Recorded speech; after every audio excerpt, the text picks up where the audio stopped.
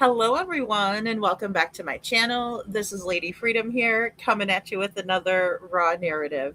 It's so good to be here with you guys tonight. Thank you all so much for joining the stream.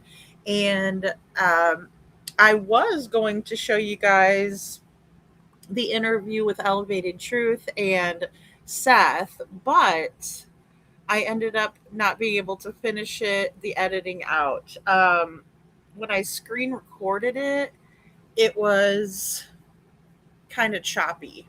So it was taking me a little bit too long, to put that together. And let me know, guys, if my mic is good tonight. I know sometimes it gives me trouble. So I hope it's not tonight. Um, but I do have a good show planned for you guys tonight. There's a couple of clips that Hindsight put out of different statements that I didn't hear before, or I wasn't able to capture. So great work on Hindsight's part. Big shout out to Hindsight and BMW Coupe of Voices of Truth. And also Smiley put out a short video, and I did upload that one, just kind of put it right side up because she did a quick video. Again, big shout out to Smiley. Smiley's always spreading awareness about Sebastian, so I did do that, um, just so we can go over it, because it's making me think, especially lately, being in Jen's live earlier today, how many people are really involved in Sebastian Rogers' disappearance or know what happened to him. Um, you know, on top of that, we're hearing that Chris and Katie Proudfoot were going out and telling a lot of people a lot of different things, as it pertains to the case, but many of them don't. Oh, great, little Miss Sharon, thank you.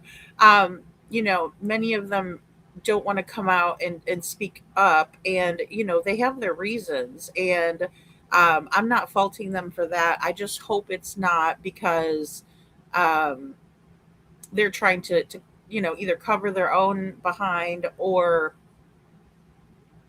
um, Chris or Katie's. uh, Sebastian is who matters. He's missing, and he has been missing for 2.5 years. And for them not to be looking for him and them telling people things, but if they tell somebody, they're getting threatened, and that sort of thing is really troubling, to say the least. So I just want to go over some of that stuff with you guys today, some of my thoughts on that, um, and then I'll be getting out the video, with Truth and Seth, because they did a live stream too. And the real Me Too is here. Hey, the real Me Too. Good to see you. I hope you had a great day today.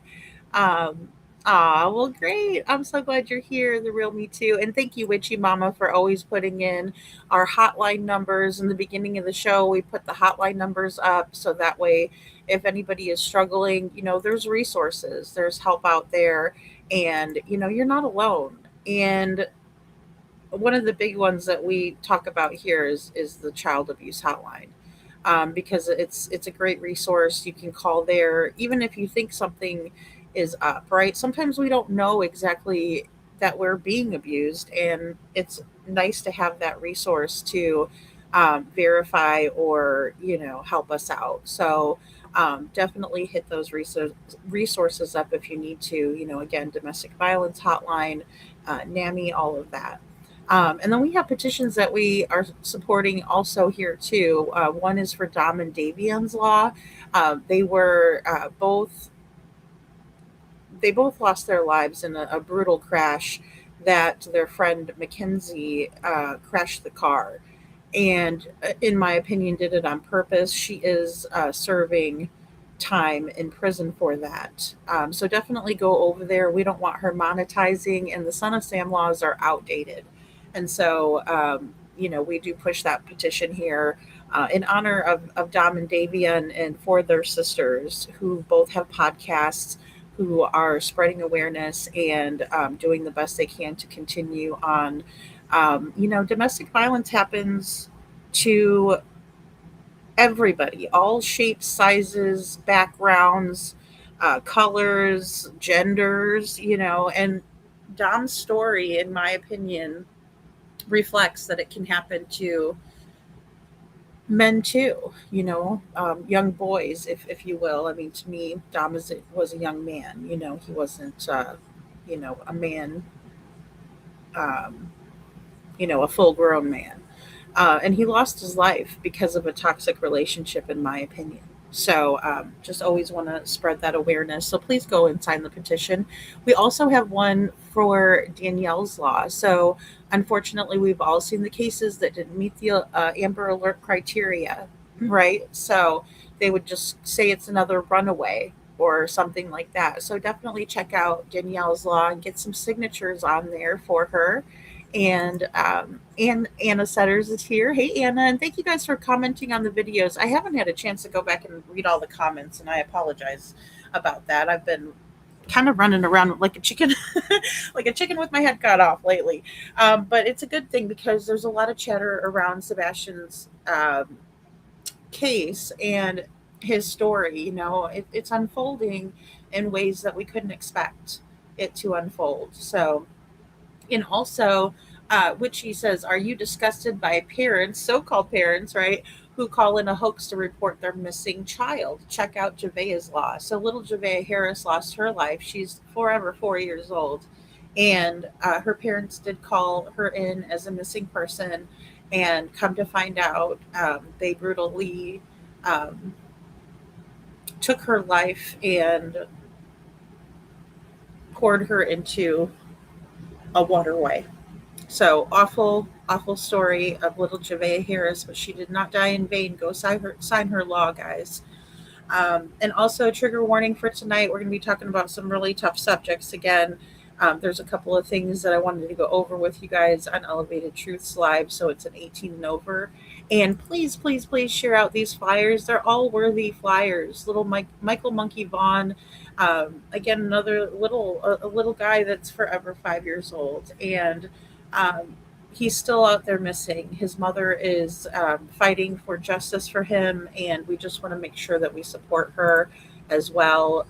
Also, Summer Moon Utah Wells, guys. I saw that the Deception Detective did a new video on Summer Wells's case, so definitely go check him out and check out the new video. I haven't had a chance to watch it myself, but we'll definitely review it here because we love us some Deception Detective, right? He is amazing and does great work. And then also Devlin Tate missing out of Lake Odessa, Michigan, still missing. He's a 6 foot tall guy with autism. How does he vanish without a trace? So keep sharing his flyer because, in Devlin's story, because he was just shy of his 19th birthday, he didn't get the kind of coverage that we would expect for a missing person. Locally, we were able to light a fire under their asses, so to speak, and get some more local coverage on Devlin Tate. Um, but unfortunately, the public interest just didn't seem to be there, and it was really difficult to get Devlin's story out here. I've talked to many of his family members, worked really hard with search and rescue to try to find Devlin. He's still out there missing, and it breaks my heart to know that. So please share his flyer out. He really deserves the coverage, and he just never did get the coverage that he deserves. And again, I don't know if it's because his family isn't wealthy or because he wasn't, the proper, the right age group or whatever the reason may have been. But he deserves to be found. And then of course our Sebastian Rogers, please share his flyer out. And the cool thing about these digital links, guys, is you can send this digital link out and ask people to send it to a couple of people in their address book in their phone, right? Like it doesn't only have to be social media. We need to drum up more shares through each other, like some grassroots kind of thing going on. So let's do that and share out these flyers for these missing people and these missing children. um, Thank you, little Miss Sharon. It's so good to see you, little Miss Sharon, and our witchy mama. Thank you, witchy mama. And IML is here. Hey, IML, good to see you. And Bo, hey, Bo. Hello, Peggy. So good to see you, Peggy. And Country Guy is here. Hey, Country Guy. And our friend Kiki. Hey, Kiki. Thank you so much for sharing. And guys, if I don't get a chance to say thank you for sharing, if you ever share a video of mine and I don't get a chance to say thank you, or if I didn't know that it was shared, because I should get a notification in theory.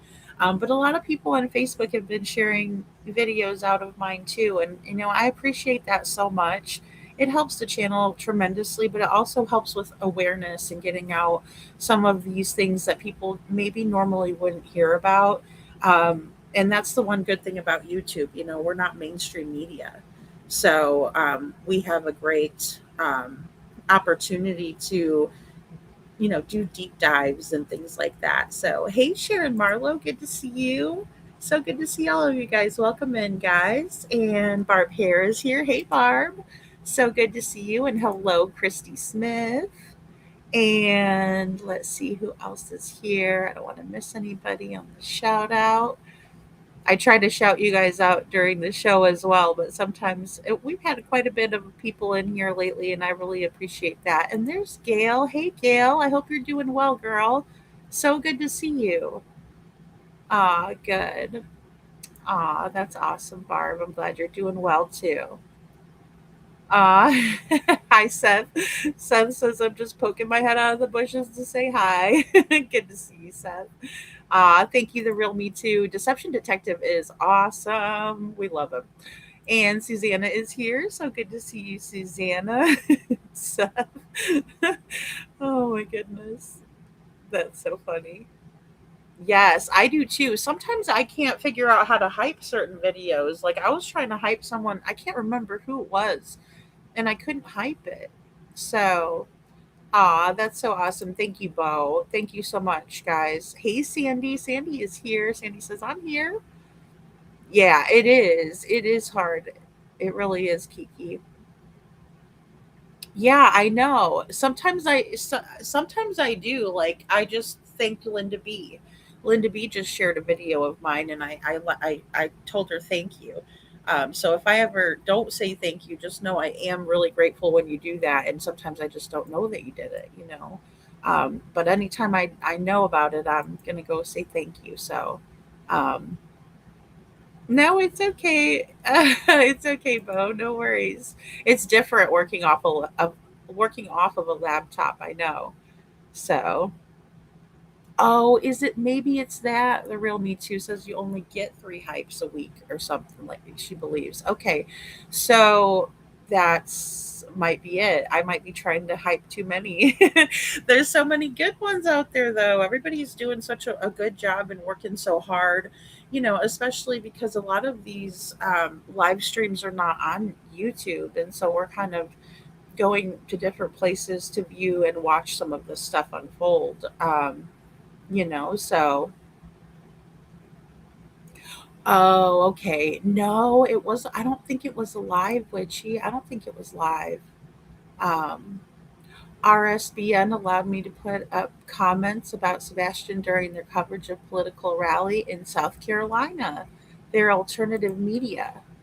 There was there were several thousand in chat at that time. Show poodles. That is amazing. Thank you so much.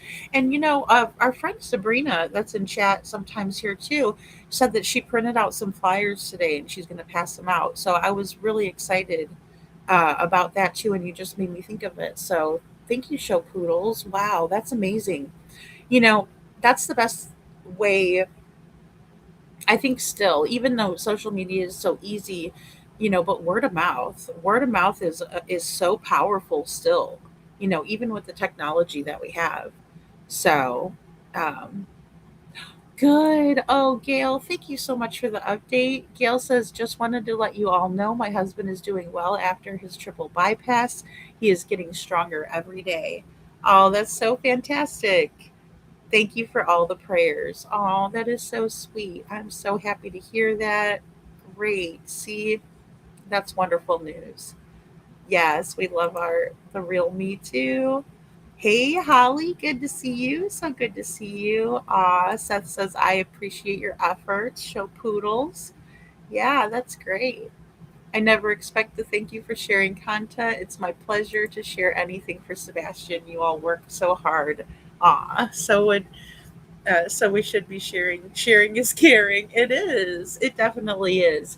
And I try to share out as much as I can too, because there are so many awesome videos, and just so many to count. Too many to count, really.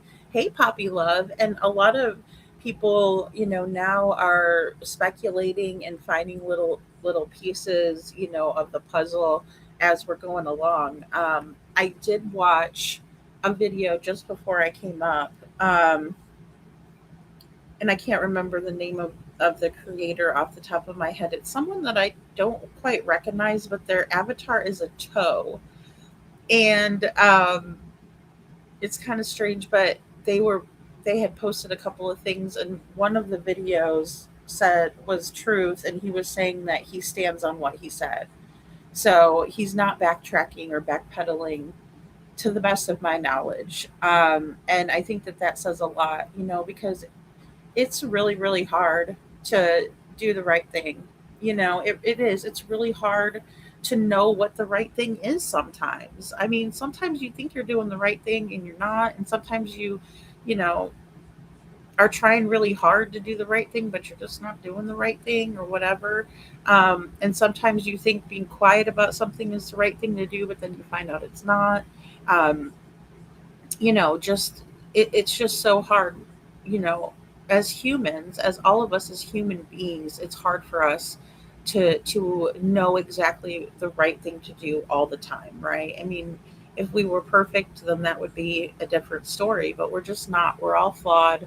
um, we all have to use our moral compass and refer back to it, refer to God a lot of times. you know if you think on and meditate on things, we're searching for answers. But it's so difficult. It's not an easy thing. And for him to get out there and to say the things that he said was not an easy thing to say. I mean, anytime you put information out there, you're taking a risk of people believing you or not believing you. And something like this is so outrageous. But we also know Chris and Katie, a lot of us, and we know that a lot of the things that they've done and said in the past have been absolutely outrageous and shocking to the senses. And so, I believe what he's saying, and especially if he's continuing to say, no, I'm going to double down, and I'm going to say this is, I meant what I said, and I said what I meant. And that's a very brave stance to take, because it's not easy. I mean, especially when you're getting backlash, and especially when you're losing friends over it. That's what's really, really difficult. So, um, again, just a little update on that front. Um, and hello, Cinderella. Good to see you. And Brenda Calvert is here too. Hey, Brenda Calvert. So, yeah. Seth says, I still try to let you know I appreciate everything everyone does. Yeah, exactly. Yeah. I mean, the thing is it's all of us doing just our part of things. And it's just so amazing. I know a friend of mine, he had sent me, I need to look for it, because I was going to show you guys and then I didn't end up doing it. Um, but it was basically like a parable, kind of like what Chris McDonough was explaining to Seth, and telling Seth when he was on the panel. Um, and it's about everybody doing their part, and everybody doing what God, the gift that God gives us to do. Like, He's given us all something that we're good at. And if we can all just harness our energy to the purpose and why God put us here, then we're unstoppable. And that's the moral to the story. But it goes more in depth on how you know certain people doing this or certain people doing that, and putting taking all of our strengths and putting them together. That's, I think, what he wants us to do. So, hello, not today. Good to see you, hon. Yeah, it has been a little while. I'm glad you're here. So, yes, exactly, Poppy, exactly. Yes, and I appreciate your update too, Gail. Thank you so much. So, yeah. Thank you, Holly, for the jewels. I love that little dog treat. Makes me think of Django. Aw, that's right. We have to listen to God before we listen to anything else. Yeah, and it's hard sometimes because there's like a lot of noise and everything, and a lot of times it's like we don't want to hurt our friends, we don't want to burn any bridges, you know. We just don't. We don't want to do that. But when we consulted with God and we can understand, okay, this is what I need to do, then buckle up because sometimes other people aren't going to like it, but you got to do it. So,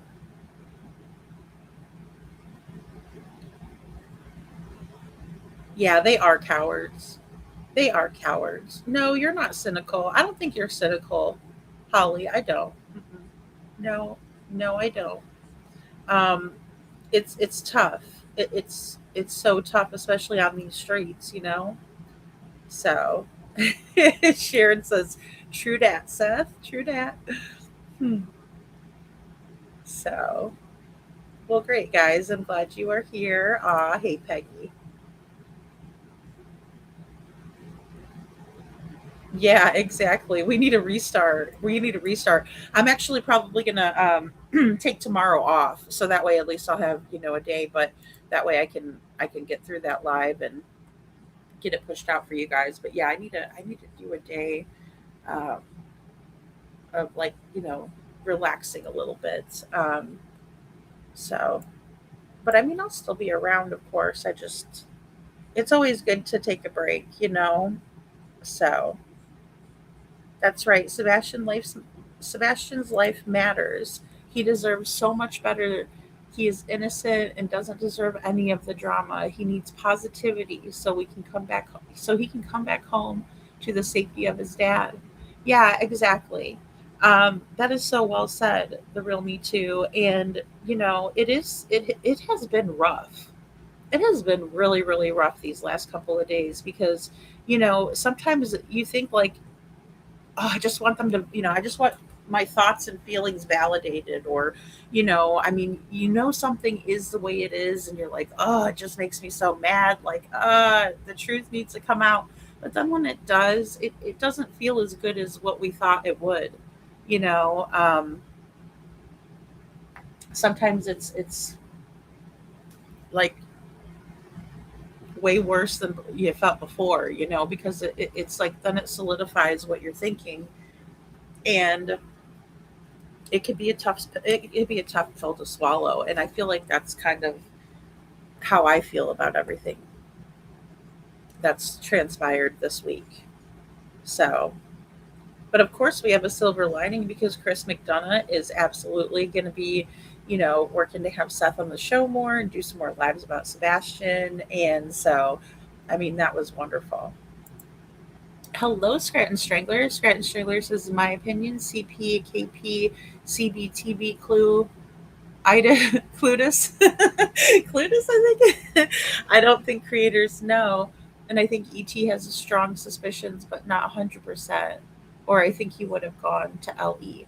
Well, I mean, according to him, he said that he did go to LE, and I did actually get to that part where he told Seth that he went to LE as well.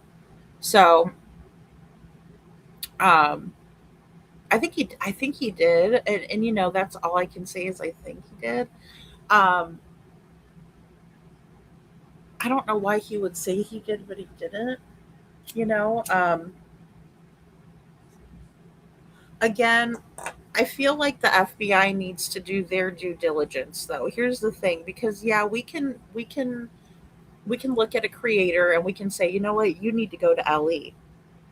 But if law enforcement knows that these people know things, then it's their job to go asking the questions, right? I mean, that's their that's that's what they do.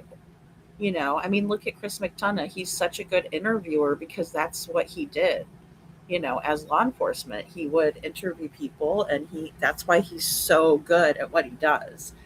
I mean, I could take notes on him and try to study him, and I bet you I could never be, not even 5% of what he is. But I mean, someone who has the ability to listen, but then also keep a conversation going, and how smooth he is, and how the interaction always kind of just is so smooth. I don't know how else to say it, and to the point, and he asks these follow-up questions. One question is a question, but then he has a follow-up prepared, and that's not an easy thing to do.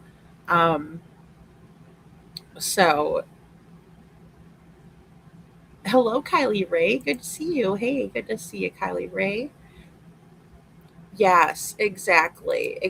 Kiki says we just keep on the road to truth and spreading the correct information, in my opinion. Oh yes. Oh yes.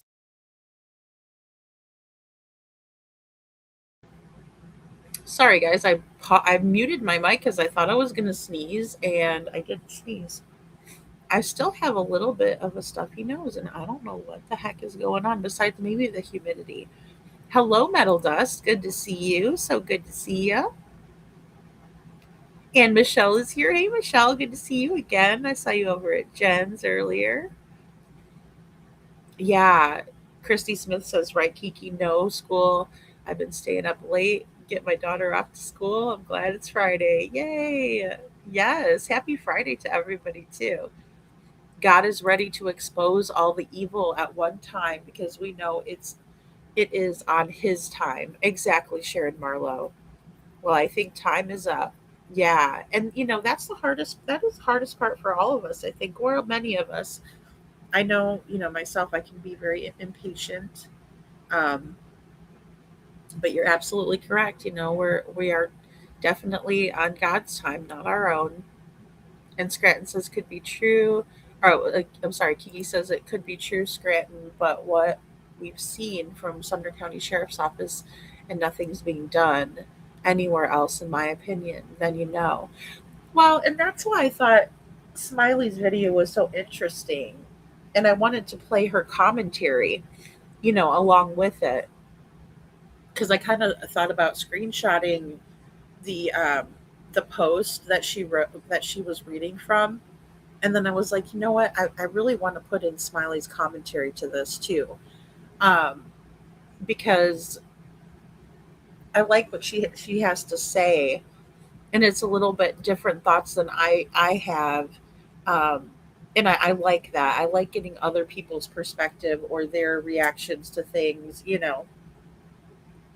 especially because Smiley, she's done so much, and she's just so caring, and um, great questions too from Smiley. So yeah, Chris is amazing. Yeah. Yeah, he does. He takes his time and thinks calmly. Absolutely. Absolutely. Yes, the real Me Too says, thank God this is a step in the right direction. Chris McDonough has a very good group of very talented players on his cold case team. Yes, he does. Yes, he does. And, he's um he's very versed in Sebastian's case. I mean, he knows a lot about Sebastian's case. Thank God, because, and again, big shout out to Josh from the lab for that. Um, he was sizing you up at first, Seth. Then he realized, I believe. Kiki, I think so too. Oh, good. Yes, please do, Christy Smith. I say it all the time, whether I need prayers or not. Please always pray for me. So, Show Poodle says he's investigated and resolved hundreds of homicide cases, improved expert consultation on some of the nation's most high profile child homicide and kidnapping investigations. Boom, Show Poodles. Exactly. Exactly. And that's the kind of guy we need. The kind of guy that's not, nervous to ask a question to somebody, who doesn't mind talking to people. I mean, it can be unnerving to be in the room with someone who could do that to a child. But he stays level headed, like Kiki said, and calm, So, hello, Jenny Machete. Good to see you. Yes, he reminds me of a detective my mom knew when she worked. Yeah, yeah, those detectives, they really, they have a great a way of compartmentalizing, I suppose. Um, and Scranton Strangler says, Kiki, I didn't get to hear the moment everyone was talking about where imminent arrest coming, and C and KP went uncomfortably silent. Did you hear that, lady? Mm. So I heard something about it, but I didn't hear the exact clip, I don't think. Um, are you talking about Elevated Truth saying there was imminent arrest coming? Because I know that Muddy Paws went on Granny's watching panel and she was talking about that. Like, we really thought that there was going to be arrests. And then Granny's like, well, there's no arrest. Obviously, they're right here. And don't you guys think that if, you know, what Truth is saying is true, that they would be arrested? And it's like, in a different case, yes, I do. In Sebastian's case, no, I don't think that that is a possibility. I don't. Well, I should say I don't think that that's going to happen because of the way that Sumner County Sheriff's Office is involved. If they weren't, it would be a different ball game. I mean, if they weren't, I believe that they would have been arrested the first day, at least interrogated properly. But they didn't. They didn't do that. I mean, they didn't even have Seth come down to the station. I mean, they drove to his house, they looked around, and then they left out. So um, that's right. I believe justice is coming too. I believe so too. Hey, Mimi Art, good to see you. Thank God it's Friday. I've been watching you. Well, thank you for coming in. I really appreciate you. So that's right. Sandy, that's so sweet. Tony is helping. He has a great view. Rest in peace, Tony. Exactly, Sandy. Exactly. And I've been thinking a lot about Tony lately too. I sure have been. So thank you. Well, thank you, Mimi Art, for becoming a new member. Welcome to the Dragon Tribe. Thank you so much. That is awesome. Woohoo! That is fantastic. Welcome to the Dragon Tribe, and thank you so much for becoming a new member. I think when she came on and off video, depending on what she was saying. Yeah, Katie was definitely like in the background. That's so sweet, Jackie. Jackie, we have the best mods here for sure.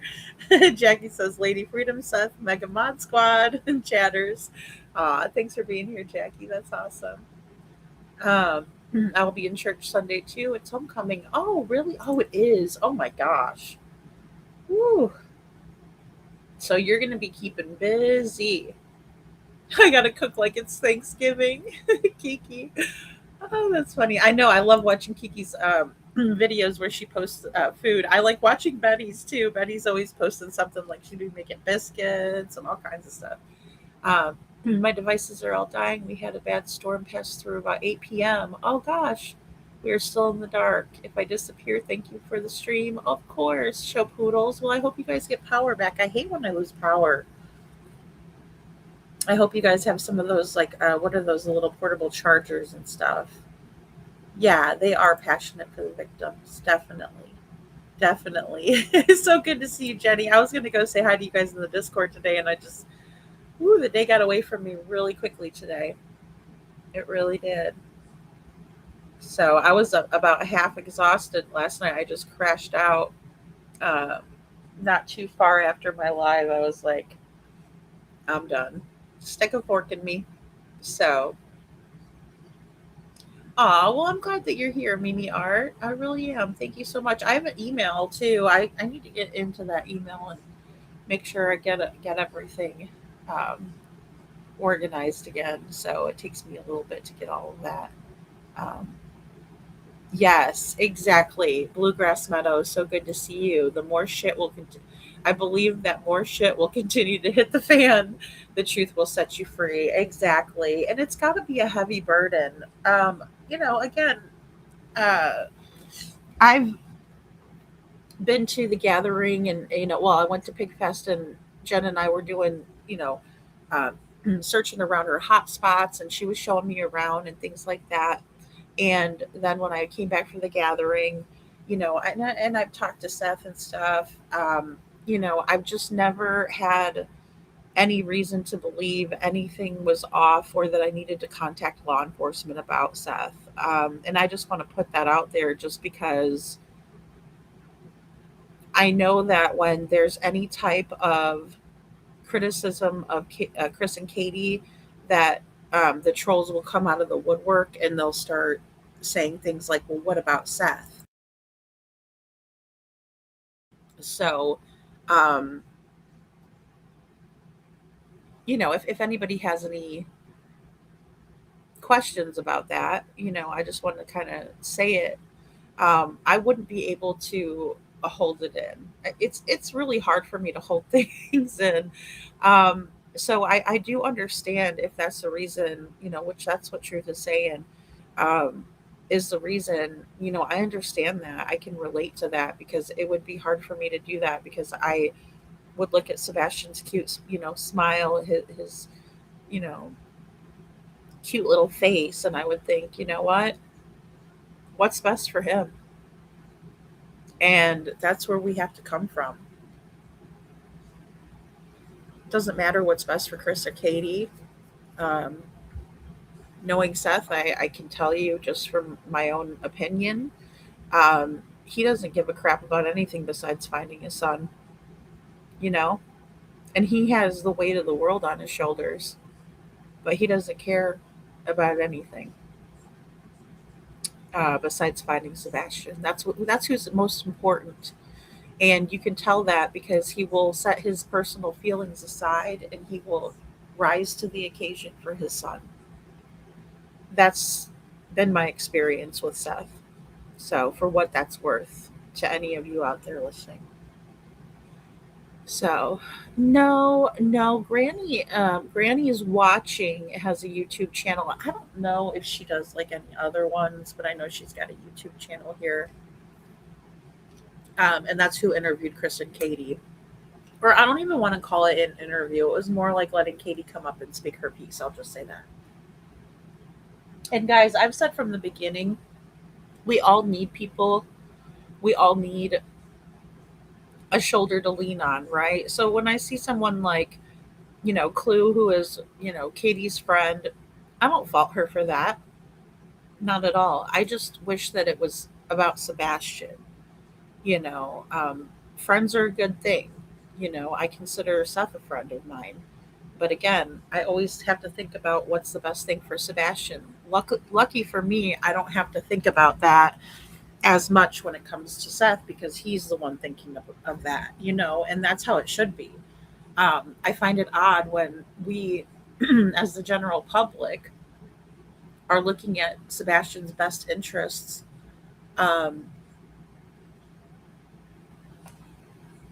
before his mom. I mean, it's just, and it's even odd for as it comes out of my mouth. It's odd.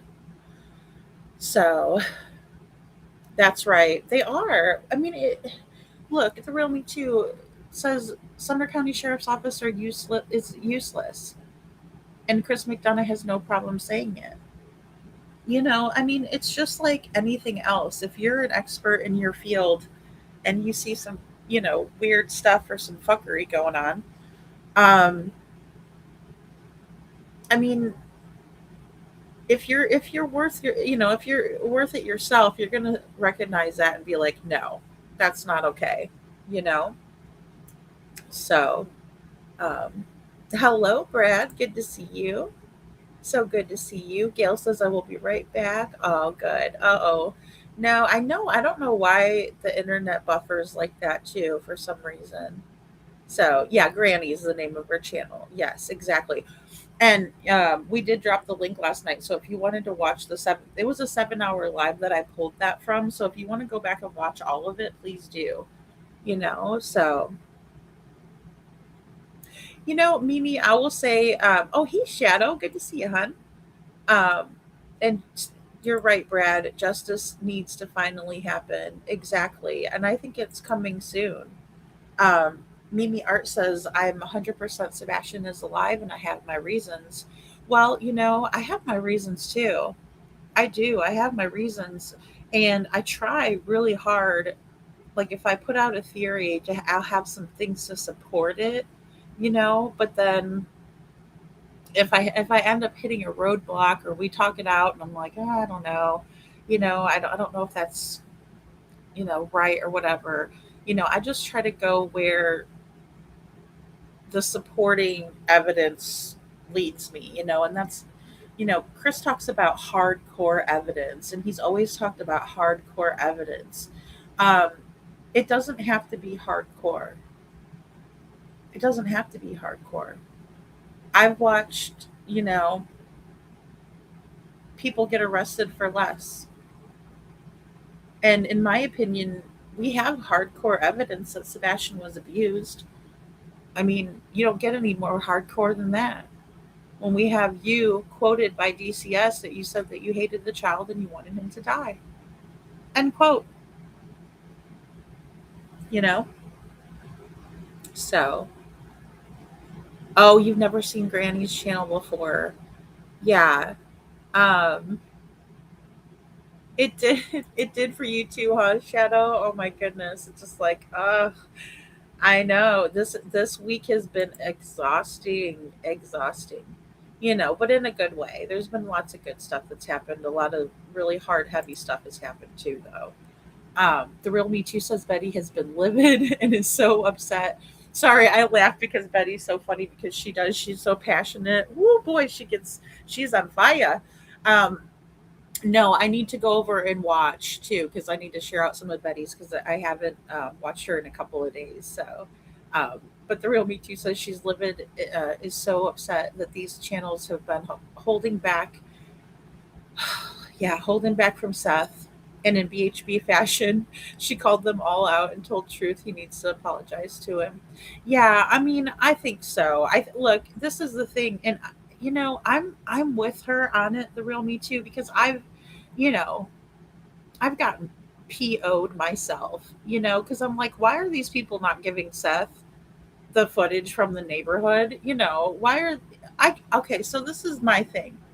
If you give LE the footage and LE's like, like I think they are sitting with their thumbs up their bums, then it's like, okay, right now what do we do? Because they're not doing anything with it. So I understand why they would maybe send it to a YouTuber to get it out there, right? Like sometimes people want stuff exposed, and that's why they come to YouTubers, right? Because they know that we will put it out there. Some of us will put it out there, and we don't have a problem doing that. Some people are like, no, I'm not going to touch that with a 10-foot pole, right? It's kind of up to all of us to decide what we put up on our channels.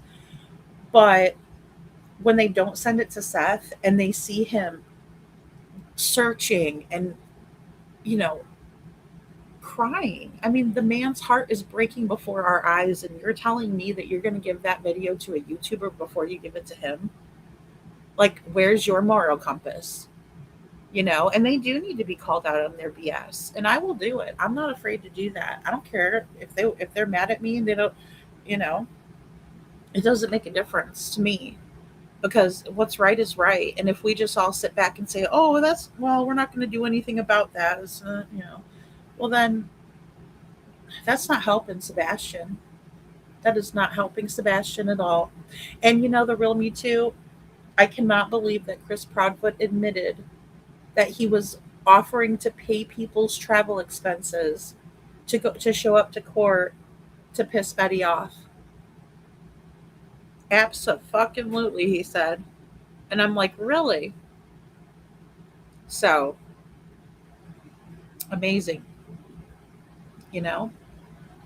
Oh, Kiki, I need to hype your live too, girl. I didn't know you went live today.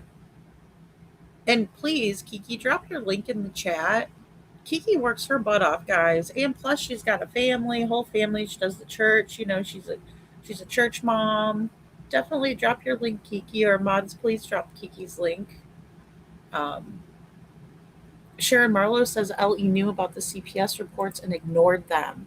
In my state, they would have been held and house combed over with a fine tooth comb along with that camper and cars. Exactly. Exactly.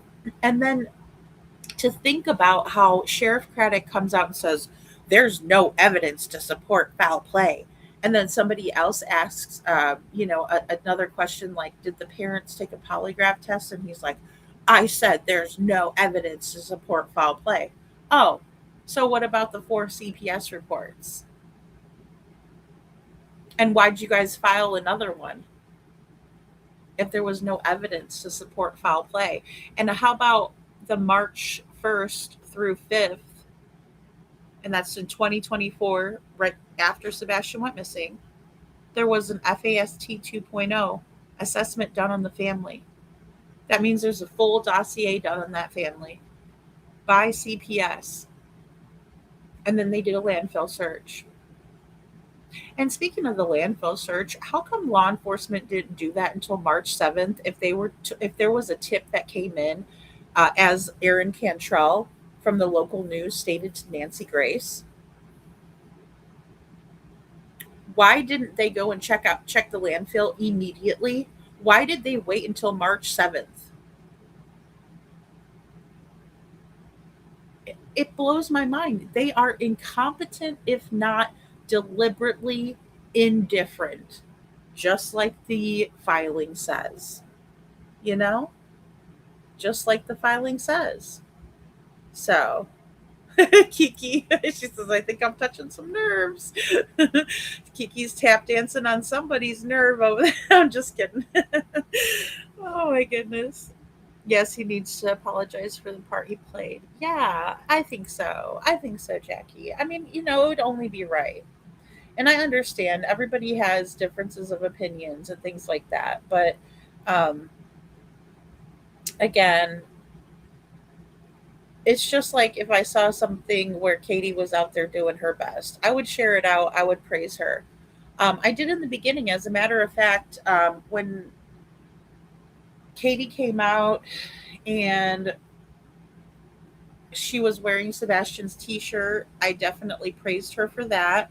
The video is still up there. I don't delete things, I leave them up. And so the video is still out there with that. I also have, well, I don't know if I actually made a video on this, but I know in the very beginning I was in Duchess for the Missing. She was doing a giveaway for Sebastian's t-shirts. And I was praising Chris and Katie in there because that was before I knew that they were who they are, you know. Um, so I just try to call it like I see it, and I'm not gonna, sit up here and sugarcoat it. I can't. It's not fair to Sebastian. So um yeah, Jacob has done nothing. She is something else. She can't even be bothered to read a filing or be prepared when Seth was up there. It was pretty disgraceful, in my opinion. So, oh, no worries, Jenny. Has the clip I don't want to say another creator at Lady Freedom, you know who I mean? Um, I think I do. It's okay. I don't mind if you guys see other creators in here. I don't. Um, I really don't. I try not to like have people talk a bunch of crap unless I guess we're watching them or something like that. But um, Christy says Betty, or I'm sorry, Christy says the real me too. Betty cares so much about Seth and she tries to protect him. She's a good friend. Yeah, she's a good friend of ours, and it saddens us to watch Seth continue to suffer. It does. It does. And Betty is a great advocate. Like seeing her in action is really a sight to see. And I just always, just when I see her do it, I'm like, I think to myself, man, I would love to help her more, but I don't know that I could keep up with her. Like she is just go, go, go, go, go. I mean, she's just, that's Betty, you know? So, yeah, I mean, I don't know what to think about a lot of these people, to be honest, Mimi Hart, or excuse me, Mimi Art, because I don't know them. I don't watch them on the regular. I don't know their mannerisms. I don't know much about them. I really don't. So yeah, yeah, she is. Betty is a true friend, and Betty is there for people when they need her to be there for them. She just is. She's amazing. You know. He is the hardcore evidence, Cinderella. He is the hardcore evidence. I agree. Oh my goodness. Yeah, you're better off not watching any of them. Yeah, I mean, I really don't either. The Real Me Too. So, hey, Liberty, good to see you on. So, I mean, I don't, and it's like, unless there's something about Sebastian, then I'll go watch it. But other than that, but I mean, that goes for any of the newer creators or even like the bigger ones. I just follow Sebastian's case. So if I see somebody does a video, um, I'll go do it. I'll go watch it. So they had so much fun promoting CP dressed up in a cop uniform, making fun of Seth. They're sick. Yeah, and that's something that is hard to forget, right? They've done a lot of stuff like that, though. I mean, Clue driving past, Seth when he's out there. Um, there's just been so many things that she has done, her and Cletus both, and I think it's a good thing if they are in fact looking for Sebastian. That's a good thing. I mean, again, we don't have to necessarily work together, but we could all do our part. Again, I mean, that is working together in a way, right? Like, if you don't want to search with somebody, I understand that. Look, I don't want to go out into the woods with somebody I don't fucking trust. I ain't crazy, you know what I mean? It's like, I want to be helpful, but I'm not crazy. So I mean, I get it. I totally understand. But we can all do our part. So, you know, yeah. Well, in the beginning, she was actually driving past the house and had a couple of really good clips that were useful, you know. So that's why even when her channel got taken down, I was like, well, that's unfortunate, because she had a lot of content about Sebastian up. And again, these people talk to Chris and Katie, I don't. So yes, exactly. I see him as an annoying little sister. The real me too says we have spent a lot of time with Seth, and he's like a brother. We care very much for him and his well being. He's a really nice guy. He is. He is a nice guy. And, I get a kick out of people who will talk shit with me, and we talk shit back to each other. And he and I get a kick out of each other like that. So, makes me laugh. They thought it was hilarious.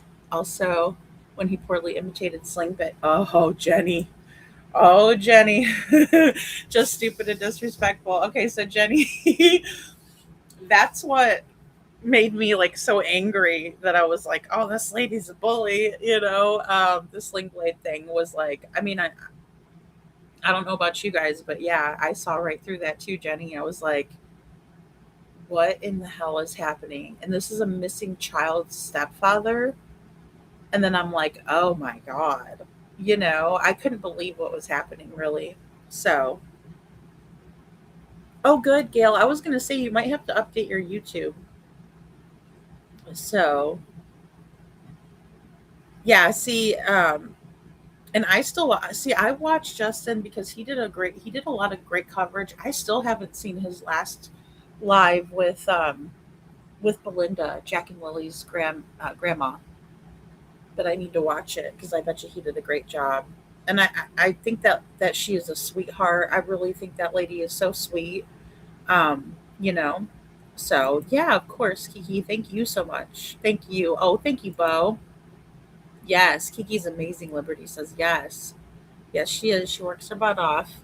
And CP, what has he says after Granny asked about the safe word lady? I couldn't find it. Again, please play that. It's very important. what he says after, what he says after Granny asked about. Oh, okay. So you want me to play that part with Granny? Do you have a timestamp on my video for that? Oh my goodness, I can't think. My mind just like went blank for a minute, but I know what you're talking about. Well, and I do want to clarify too. So Katie said there was a code word because when I heard safe word, like I forgot what was actually said because Granny did, and I know she didn't do that on purpose, but she said safe word. So when I heard safe word, I'm like, oh holy crap! Like, you mean 50 Shades of Grey kind of shit or what? And I'm like, oh my God. And then my mind just went like straight to the gutter on that. But come to find out, we replayed it. So she's talking about a code word. Now, my thing with that part, Kiki, is that Katie went ballistic in the background. And she's like, blah, blah, blah, and you could hear her. And it reminded me of when the information came out about her mom and they were on the phone with Heather PI. That's how bad she was sobbing. Now that is what we expected to see when Sebastian was missing to begin with, right? Her coming out, not being able to talk, that high pitch that she gets when she's really crying. But the thing is that she's really crying for herself. And it reminds me of Candace Bly. It reminds me of Candace Bly. Hello, Crazy Bird. Good to see you. Yeah. Yeah, he admitted to trying to pay people to do dirty deeds. He also had alt on here, yet that doesn't raise red flags. Exactly. Yeah, and his alt was Skylord or something. I'm like, oh gosh. That's just what ET believes. I don't think he knows that to be true. It's just his opinion that slipped out. Right. And you could be very true, or you could be very right on with that, Jenny. Yeah. I will not pretend they are good people after all the time in the bushes watching them drag Seth and talking down about Sebastian. They could kiss my ass, Sharon. Sorry, God, I'll pray for forgiveness later. Well, I mean, here's the thing. I feel like that too. I feel like there's still like a tinge of, you know, animosity, I suppose. But more so is because, like, how could you do that to Seth, you know? So, how could you do it? Hello, Runs with Scissors. Good to see you, hon. So, yeah, it's tough, you know? Yeah, if you have tips, definitely go to the FBI. Pretty please. Aw, thank you for the jewels, Jackie. That's so cool. High fiving it. High fiving it. Maybe they already know what happened, but CPS law enforcement don't want to get themselves in trouble. That's what I think Kylie Ray or blamed for not already taking him out of the house like should have. Yes, former CPS visits. And that's where I'm at with things, Kylie Ray. In my opinion, that's they had that's where the rubber meets the road, so to speak. And it's like they knew. It didn't take them long if they didn't know right off the bat. I'd like to know which detective or which detective was assigned to Sebastian's case, but we know that the ADA, the assistant district attorney knew about it. That's Jennifer Smith, right? Knew about it. Ashley's Place knew about it. That's the Child Advocacy Center. Also, the juvenile court. There was some court proceedings through the juvenile court about Sebastian's case. It's, in my opinion, if they didn't know immediately, they should have. And as soon as they found out, there should have been some cuffs. But instead, they decided to go the other direction and they decided to cover it up. And that's when Eric Craddock came out on day 4. There's no evidence of foul play. We're operating under the assumption that Sebastian walked off. And if you think you can do better, then I'm all ears. That's not normal. And that's why all of our spidey senses were going off. And if they weren't, they should be, right? Because we have the mayor, we have Mayor John Isbell, we have Eric Sheriff Craddock, aka Snuggle Struggles. We also have Ken Widener, Emergency Management Systems Services, excuse me. And then we have the TBI director, right? Personal relations officer. So she's worried about the public and how the public is viewing the TBI. She is not a detective for Sebastian. She is not there to represent or find Sebastian. And they didn't even show her. They only showed the mayor, emergency management, and Snuggle Struggles. On day 4, they should have known everything. And I believe they did. And I believe they doubled down and they said, we're operating off of the assumption that Sebastian walked off. And if you think you can do a better job, then by all means do it. Well, guess what? Now we're 2.5 years later, and we all know why you did that. Now we know why. So, yeah. And I don't know why they didn't at the landfill. You know, I was thinking if Truth knew specific things in Sebastian's case, couldn't he be charged with obstruction? You know,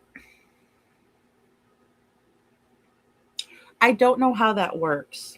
Friends with scissors. I don't know how that works. I know a lot of people were, um, speculating about interference and things of that nature. Um, I don't know. I don't know if that would be obstruction. I would think it would be if he didn't report it. But the thing is that he said he reported it. So if he did report it, which I think he did, I don't know. I hate to say it because then I'm going to kick myself in the ass for giving the benefit of the doubt. But, you know, my thoughts are that he most likely did tell law enforcement. I just don't know who he told exactly, you know? So, oh, it's nothing to do with that. Okay. Okay, Mimi, thank you. So, Betty rocks. Yeah, she does. She has that clip, her last post. Oh, okay. Oh, and I did figure out somebody had told me about the mob crew does not have let me make sure I'm saying it right because I haven't been able to watch it yet.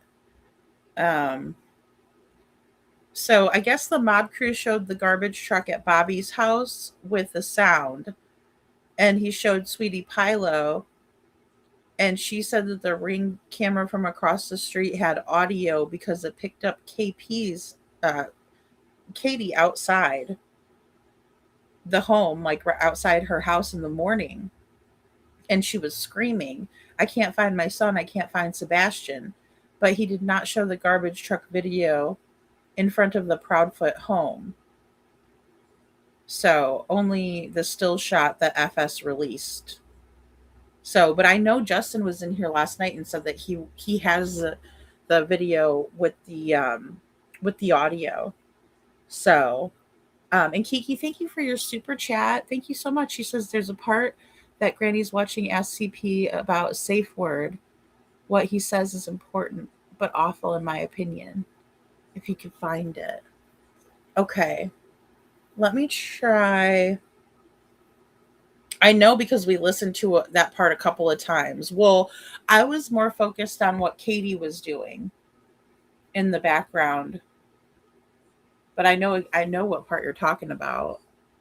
Um yes, she is. Betty is yeah.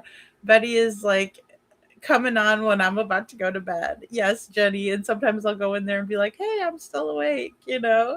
So, yeah. She's so chipper. I know. I know. But if I just woke up, I'd be like, oh no, Betty, don't do the buzzer. Oh, she did the buzzer. you know? So she's like, boom, boom, boom. so it's just too funny. She makes me laugh though. I love it. She's got a really good intro song too. I'm like, hey now.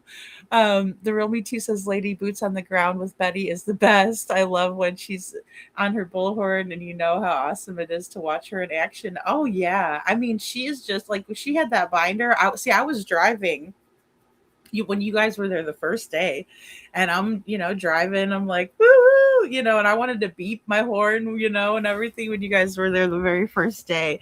I was like, go Sebastian, because everybody was honking, everybody was honking for Sebastian. So, yeah. Sorry guys, I know I'm way behind in chat. Hey, couponing. Thank you so much, couponing.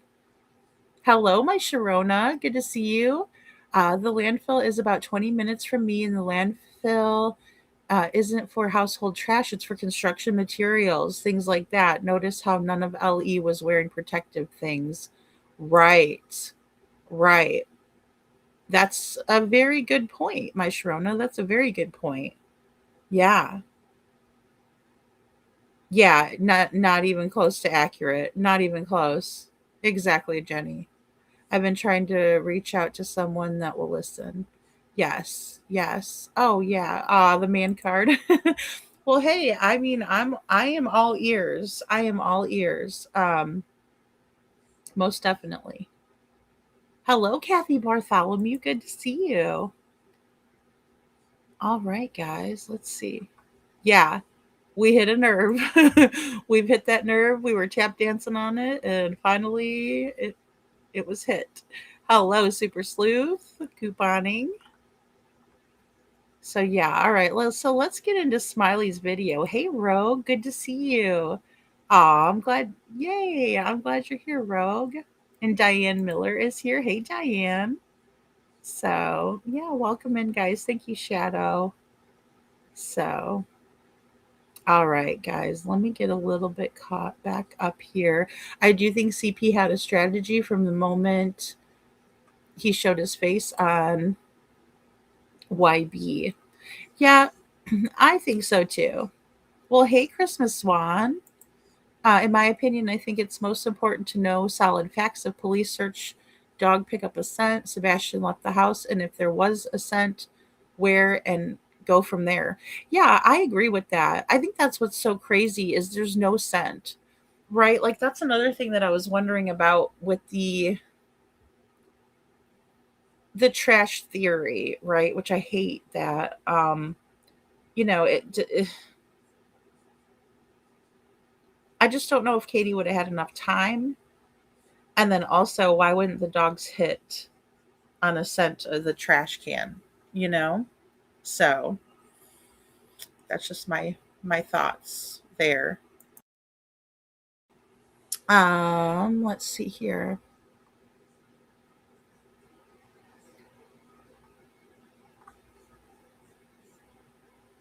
There was no last nerve left. Now it's just raw, painful nerves. Yeah, exactly. Exactly. Yes. So the first thing I want to show you guys, and I'm going to look for that too, Kiki. And if you get a timestamp, I know I need to figure it out. Because I know I can't remember whereabouts it is in the video. But I did put this one together. And this is going to be Smiley Stories World. Right. And give me 1 second. Let me go ahead and I need to move my avatar around. Let me just customize this really quick. I apologize. Okay, so let's put this to. No, I don't want myself that big. All right, so all right, there we go. That's a decent one. All right, so this is Smiley short video that she did it. Thank you, Kiki. I'm trying to think of where it is. I think it's somewhere in the middle. So, yes, Mimi Art, it is. It is. We are. Oh, let me put it in here. We are Sebastian's Army, but no apostrophe at gmail.com.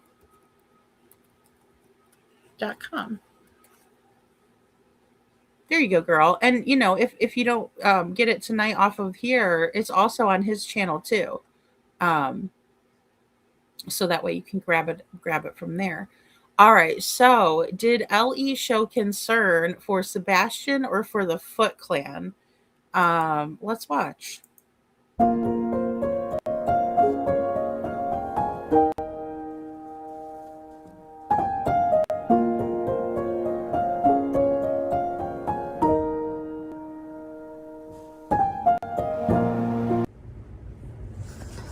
Well, this was interesting.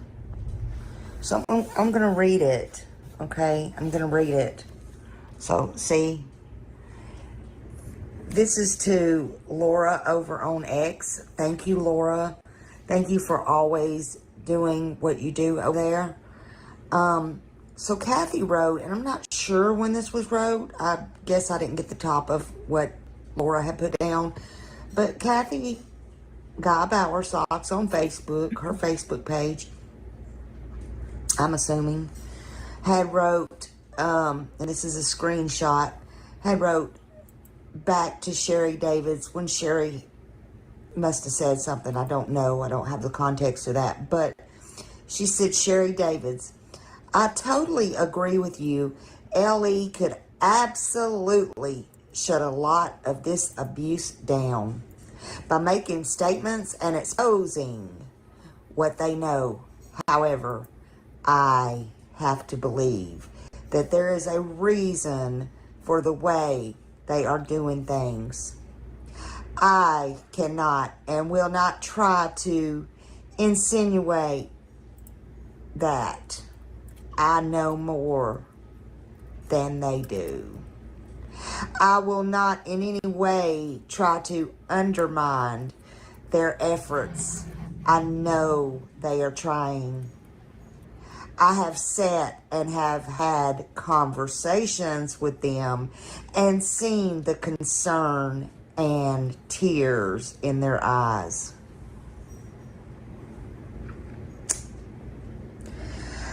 They are invested in the resolution of finding Sebastian. I will continue to pray daily for the return of Sebastian and for the guidance, stamina, and comfort of those who are in this battle with us. Really, Kathy? Really? So, Kathy has been talking to LE. Boy, that makes you wonder, don't it? Isn't that crazy? Kathy, same one that her husband Terry stated, and I think I have that posted somewhere too. Oh, nobody's looking, nobody cares. Wasn't that right? Which is it, Kathy? But you're talking to law enforcement. By the way, Kathy's post is, in my opinion, really strange. Again, thank you, Laura. Laura's over on X. Kathy says she's talked to LE. Not LE talked to Katie or Seth, but LE's been sitting down talking to Kathy. Interesting, don't y'all think? I do. But lo and behold, Kathy talked to LE. Kathy has been talking to LE. Kathy's been keeping up with LE. Kathy's been doing all the chum with LE. Really weird, in my opinion. LE's keeping Kathy up to date with talks. At least that's what Kathy says. At least that's what she wants you to think, right? She said they cried. LE cried and has cried. Which ones? Care to name names? Snuggle? Just wondering. That's what she wants you to think. Well, She said they've cried because she's seen it. We're to believe her. We're to trust her. I bet they've cried, but I'm not so sure it's been over Sebastian, Wayne, Drake, Rogers. They've probably lost many sleepless nights, but it probably has not been over Sebastian. Right, Kathy? Just asking. She said they cried. Funny. Again, funny to me because your husband begs to differ, or at least he did. What changed his mind? mm, Nobody wanted to find Sebastian, he said. So you're a great one to be talking to Ellie.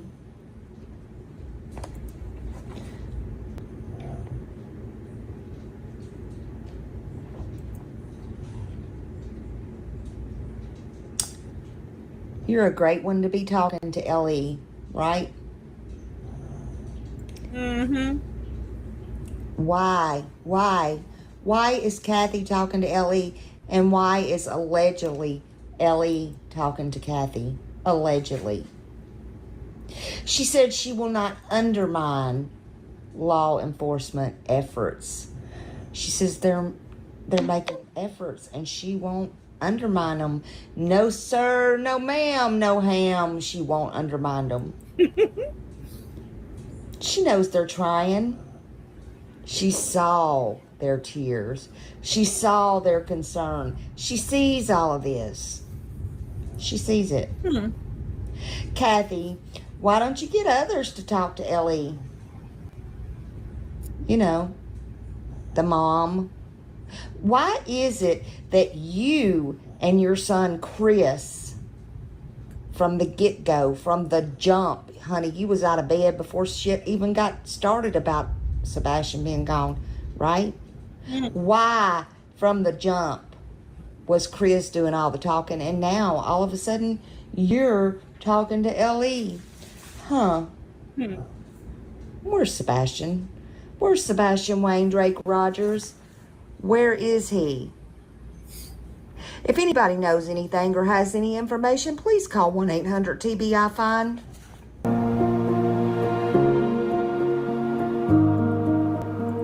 All right, Smiley. Great job, Smiley. And I mean, I agree. And why are they chummy chum chumming? Why are they so chummy chum chums? I want to know that too. I think that's a great question. Let me go back to. Oh no, it's in the beginning. Okay, let me just take the sound off. Okay, so this I think it's Lauren on Facebook. Lauren on Facebook has been, you know, laying it down for us on X. And she's been posting a lot of good stuff on X for us. Just reminders, different screen grabs, things like that. Hey, Ann Brock, good to see you. And Michelle, good to see you. Kadira's, good to see you. I know we got a couple of Michelles in here tonight. Okay. Maybe I need to go back a little bit further. Okay. Sorry, guys. Give me 1 second. I clicked over to the other side, and that's what happens. I'll lose it. All right. So Kathy was pretty vocal on Facebook. Kathy was pretty vocal on Facebook. Um,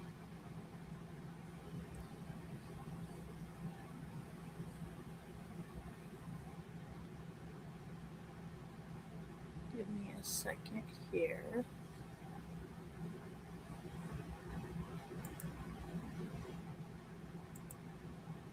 I want to be able to read it, but it's a little out of focus. Oh, okay. Now I'm not going to be able to do it.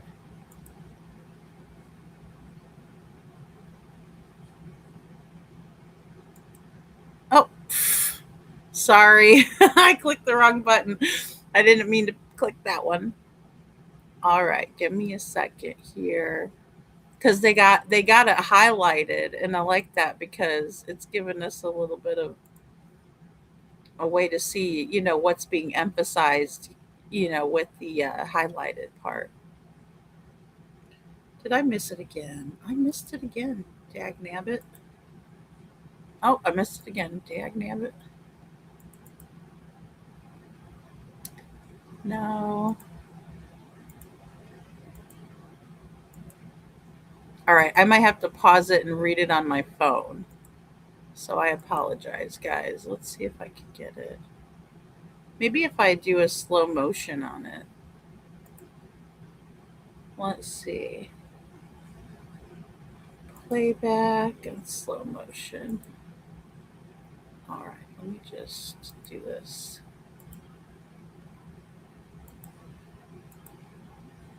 Is that going to help or. Okay. I might just have to read it off of my phone. So I apologize. Let me put Sebastian's photo back up. Hold on here. There we go. All right. So, because I do want to read this to you guys. Now, this is Kathy Bowersox and her post. So just bear with me. She's very vocal on Facebook, as I was saying. Okay.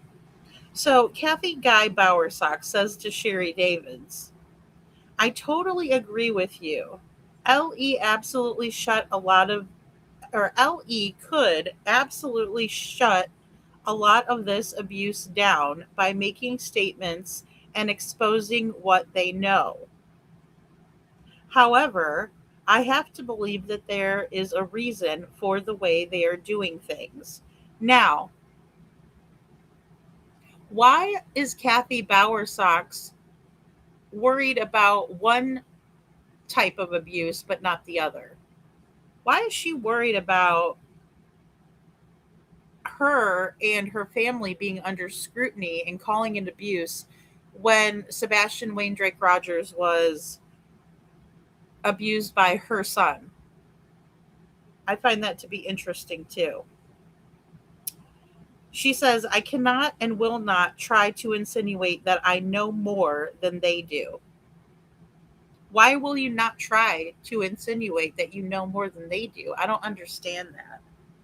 Oh, she's so evil, the real me too. She is. I've seen her posting things like, "Oh, I have a place myself in hell" and all this stuff. She is very evil, in my opinion. Um, she says that she cannot and will not try to insinuate that she knows more than they do. Does that mean that she knows more than they do, though? Is that what she's saying, that she's not going to insinuate that, but it's the truth, is the way I'm taking it. I will not in any way try to undermine their efforts. I know they are. I know they are trying. I have sat and had conversations with them and seen the concern and tears in their eyes. Now, were they crying for Sebastian? Was the concern in their and tears in their eyes for Sebastian, or was that for the scrutiny that the family has been under? Because I'm here to tell you, I've never seen a news station back potential perpetrators in my entire life like they do in Sumner County. So it makes me wonder. They are invested in the resolution of finding Sebastian. I will continue to pray daily for the return of Sebastian and for the guidance, stamina, and comfort of those who are in this battle with us. In this battle with us. And that was says 13 hours ago. So I'm not 100% sure on when this was posted, but what battle are you speaking of? Again, it's very vague, and you're saying that you're in a battle and that you're praying for guidance, stamina, and comfort for those who are in the battle with you. But what about Sebastian? What about the battle that he's going through? What about the battle that his father has gone through? These people are all about themselves. It is astonishing to me the level of selfishness, the level of pompous arrogance, the level of denial, Darvo, right? Darvo, that is involved, right? Deny, attack, reverse the roles, victim and offender, right? Sebastian's the victim, but they're constantly portraying themselves as a victim. So was law enforcement sympathetic to their situation and crying for them and showing concern for them, or were they genuinely showing concern for Sebastian? Because I'm confused. Very interesting. And also, are they chumming up to the Foot Clan? Because they shouldn't be. Those are the people that they should be assessing and evaluating, not sitting down and having long conversations with them. Not unless it's about Sebastian's whereabouts. And it certainly shouldn't be about some quote unquote abuse that they're suffering. It's not abuse to ask you, where's Sebastian? You may think of it like that because you don't want to tell where he is, but don't get it twisted. The abused victim is Sebastian. The one who is missing is Sebastian. These people are friggin' deranged, in my opinion. You know? And you're welcome couponing. Yeah, guys, we are Sebastian's Army at gmail.com is Seth's email. So if you have, info that you wanted to send him over, definitely do that. Um, Again, also, if you have a tip or something, definitely call the FBI. If you see Sebastian, we've been trying to really get down to, letting people know how to handle that, because sometimes people don't know what to do. Say his name. If you think you see Sebastian, say his name. If he turns around, that's a good shot that's Sebastian. Call 911 immediately. So that's kind of like the protocol that we've been kind of pushing too. So, Rogue, you have a good question, and this is a question that you know we've been also talking about a lot. And then also Jen has been talking about it too. Her and I also just behind the scenes, but. Rogue says, just to play devil's advocate here, Sebastian not making it home from the Texas Roadhouse, then why all of the flashlight fantasia in the courtyard at the Proudfoot home? And I love the way you call it flashlight fantasia. Because, I mean, that's kind of what it was, right? It was like, you know, activity in the night, and it's mysterious, and we're not sure what it is, and we can't make out the images, and, that sort of thing. So that's kind of why I've branched off to two different theories. Well, maybe even three. Because I think that the reason why I think, I'll just say it like this: the reason why I think Sebastian didn't make it home is because we don't have any proof that he did. And the last proof of life that they showed Seth Rogers, his father, was the Texas Roadhouse. So when Seth said, I would like to see proof of life for my son, they showed him leaving the Texas Roadhouse and getting into the vehicle with Katie. And we're all very familiar with that footage. So that's the reason why I think that he didn't make it home. And if he didn't make it home, then we have a window of time from about 6:30, right when they're leaving the Texas Roadhouse, till Katie gets home around 7, right? And that's kind of a long time frame for her to be going from the Texas Roadhouse to home. And I say that because I've driven the Texas Roadhouse to Katie's a couple of times, just to get a good feel of how long it would take me, right? Because I can Google it and say, okay, it takes me 10 minutes to get there. But that's not always, it's not always true when it's situational, right? Like, for me to get in the car and actually drive it is a different story, because what if a deer comes in the road and there's cars piled up, or you know what I'm saying, heaven forbid somebody doesn't go at the stoplight, and there I am stuck at two stoplights, right? Things like that happen situationally in real life that can't be predicted by doing a Google search. Same thing goes for Chris when he says, well, it's 3 hours and 37 minutes doorstep to doorstep. Well, what if there's traffic? What if you get a flat tire? What if, all of these things factor in? What if you need to stop for gas? What if you got to pee?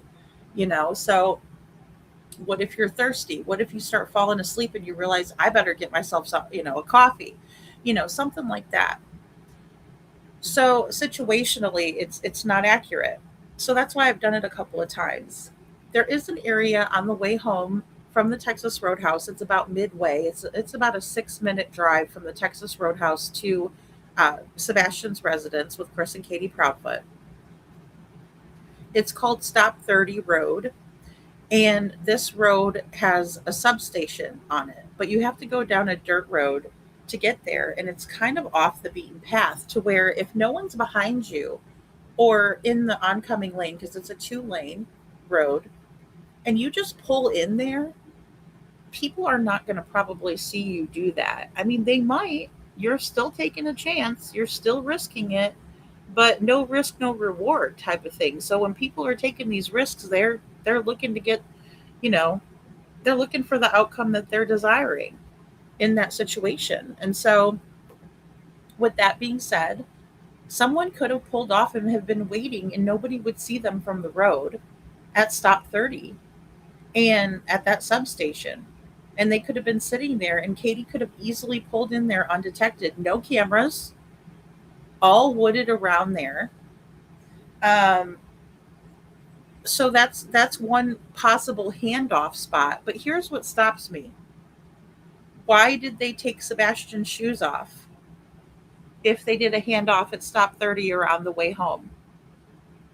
Why would they take his shoes?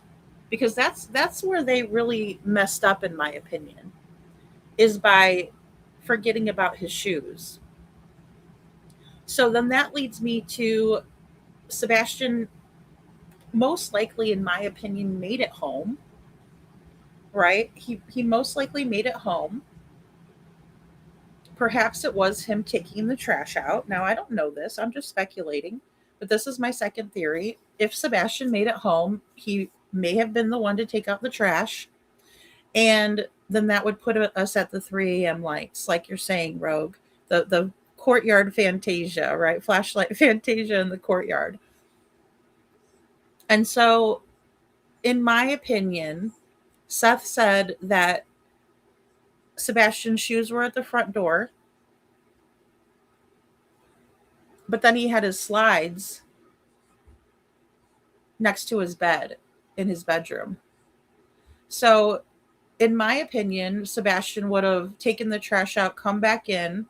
Something happened during that time, and they forgot about his shoes. And then the 3 a.m. lights is when they carried him out, in my opinion. Now, did they carry him out to take him to one of those schools? That's where the schools come into play either way for me. Because if Sebastian is somewhere, I think that he's either in a residential treatment facility type of a place, or some sort of a research hospital, maybe even a church, school type of a atmosphere. Or maybe he's like Katie said, maybe he could be in a basement somewhere being held captive by somebody that the Foot Clan knows. Those are my scenarios if Sebastian is still with us. If he's not, something more nefarious could have happened. But we'd also have to think about, maybe something happened between Katie and Sebastian. Do I think that she could hurt Sebastian? I don't know. But the things that she said and done are nothing less than evil, in my opinion. And so if something happened in the 3 a.m. lights are nothing, right? Say that's just something out there, an anomaly, whatever, which I don't think it is. Um, I think again, Mob Crew did a great job of the overlays. Pincho Paxton did an even better job, in my opinion, of turning the night into day. And I think that that is a strong possibility. Um, but there's also a small window of time when Kathy Bowersox. Now this is coming full circle to Kathy and what Smiley was saying. She was up quite early, and a lot of people saw her over at Worsham's. Did Katie have Sebastian in her vehicle? She comes out, I can't find my son. I can't find Sebastian. Ah. And then she gets in her vehicle and drops him off with Kathy. And then Kathy puts him in one of her houses, right? She's a realtor. She has access to all types of vacant properties. They could have put Sebastian anywhere, as Katie says. But I'm with you, Rogue. We can't have it both ways, can we? We either have, it's either the flashlights at 3 a.m. or it's a handoff after the Texas Roadhouse, or it's, but that Texas Roadhouse window, again, I want to say that's a small window. We have a much larger window overnight from the, 7 p.m. till 6 a.m. And then we have an even larger window, or excuse me, a short window of about 30 minutes again in the morning. So 30 minutes that evening, 30 minutes in the morning, and then we have this great big time frame. And even Chris McDonough said, midnight to 6, and he's looking at, that 6 hour time frame, that window. He called it a window. So, but I'm with you. We can't have it both ways. So, you know, but great question, Rogue. I appreciate that. Christmas one says my trash man's truck has a camera on the inside of the cab that shows him the trash dumping. Does TN trash trucks have cameras in the cab? Great question. I'm not sure, hun. I am not sure. And thank you, couponing. This is, guys, this link right here is the Google Drive link for Sebastian's Law. It's the shareable one. So please share that out. Share that out. Michelle says, I thought it was towards the end of Mob Crew's video in regards to the trash truck. Yeah, he showed to the best. See, this is just, hearsay. But he did, I guess he showed one from Bobby the neighbor, but not the one that Truth is referring to, allegedly. And thank you for the jewels couponing. Yeah, yeah, Liberty, I'm with you. She has the entire sheriff's and the TBI in her back pocket. I believe that too. Oh, let me get Bobby and Carter on the phone. Let's get Bobby and Carter on the phone. We'll do this little powwow right now, said Chris Proudfoot. The Real Me Too says, I met Smiley. She's so nice. We went out to eat with a bunch of the creators. Aw, and others were all together for the first anniversary. We had at church, and it was so beautifully done, so emotional. Oh my goodness, I would love to meet Smiley. So Lauren is hot on X. Bring the heart. Yes, yes, yes, yes. We love Lauren. She does such a great job. She really does. Yeah, yeah. It doesn't make any sense that they're the ones that talk to Ellie. I know exactly. We do need a vacation, Bo. We do. Yes. Yeah, absolutely. I'm glad you got to, Mimi. Wonder if she can persuade Ellie to update Seth. Just a thought. Yeah, I know what you're saying. Well, she's never gonna do that. Chrissy Pissy is her little baby. In my opinion, she'll never do that. Poppy Love says, really, which Ellie is she talking about? Surely she's not referring to Sumner County uh, Sheriff's Department. They haven't wanted to do hardly any talking for 2.5 years. Exactly, Poppy. I'm rolling my eyes right along with you, girl. Justice for New, good to see you. Mrs. Bowersox, why are you protecting your son, Katie, and that little sheriff, your husband? You all lit a fire that is going to spread, and you will not be able to put it out this time. Boom, Rogue. Exactly. Exactly.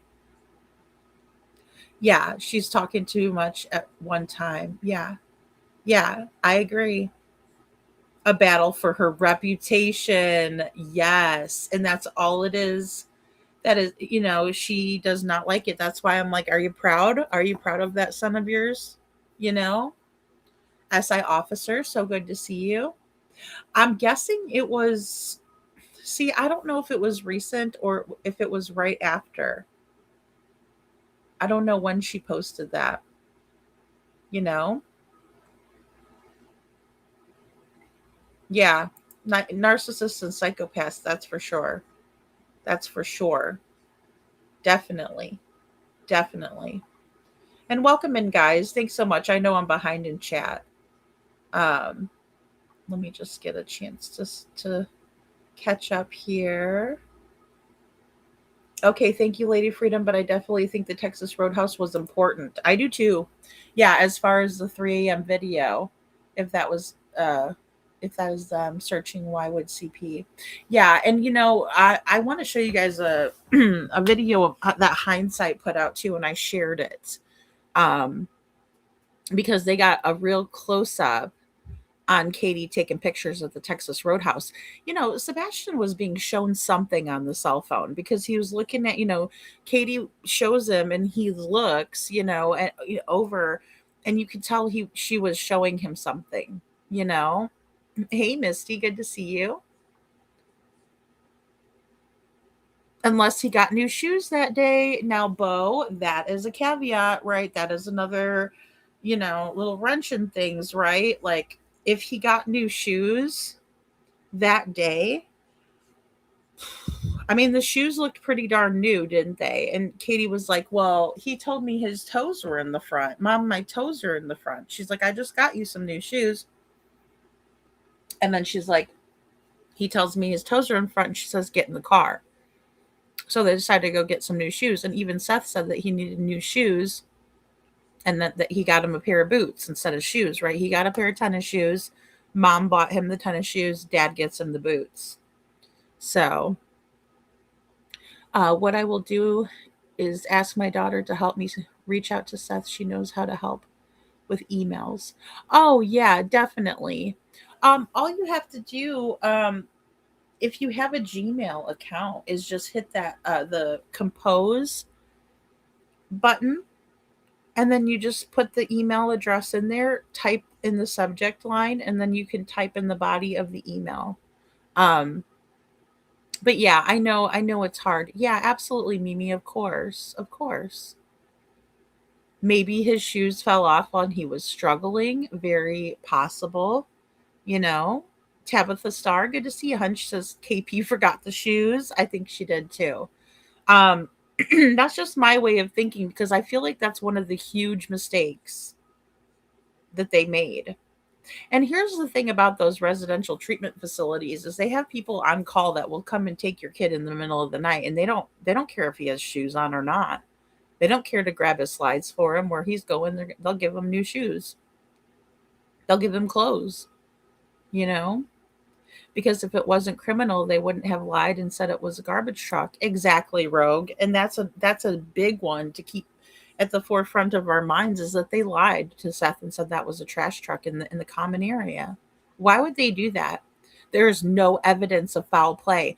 That video is no evidentiary value. Hmm. Okay. And there's no evidence at all. We don't have any evidence that he left the house. No evidence, no evidence, no evidence. Hmm. Interesting. In 2024, Liberty says Sebastian always got out of the car. He was scared of the sound of the garage door that the garage door made.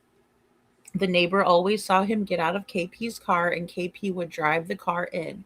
Sebastian always put his fingers in his ears when the garage door went up or down.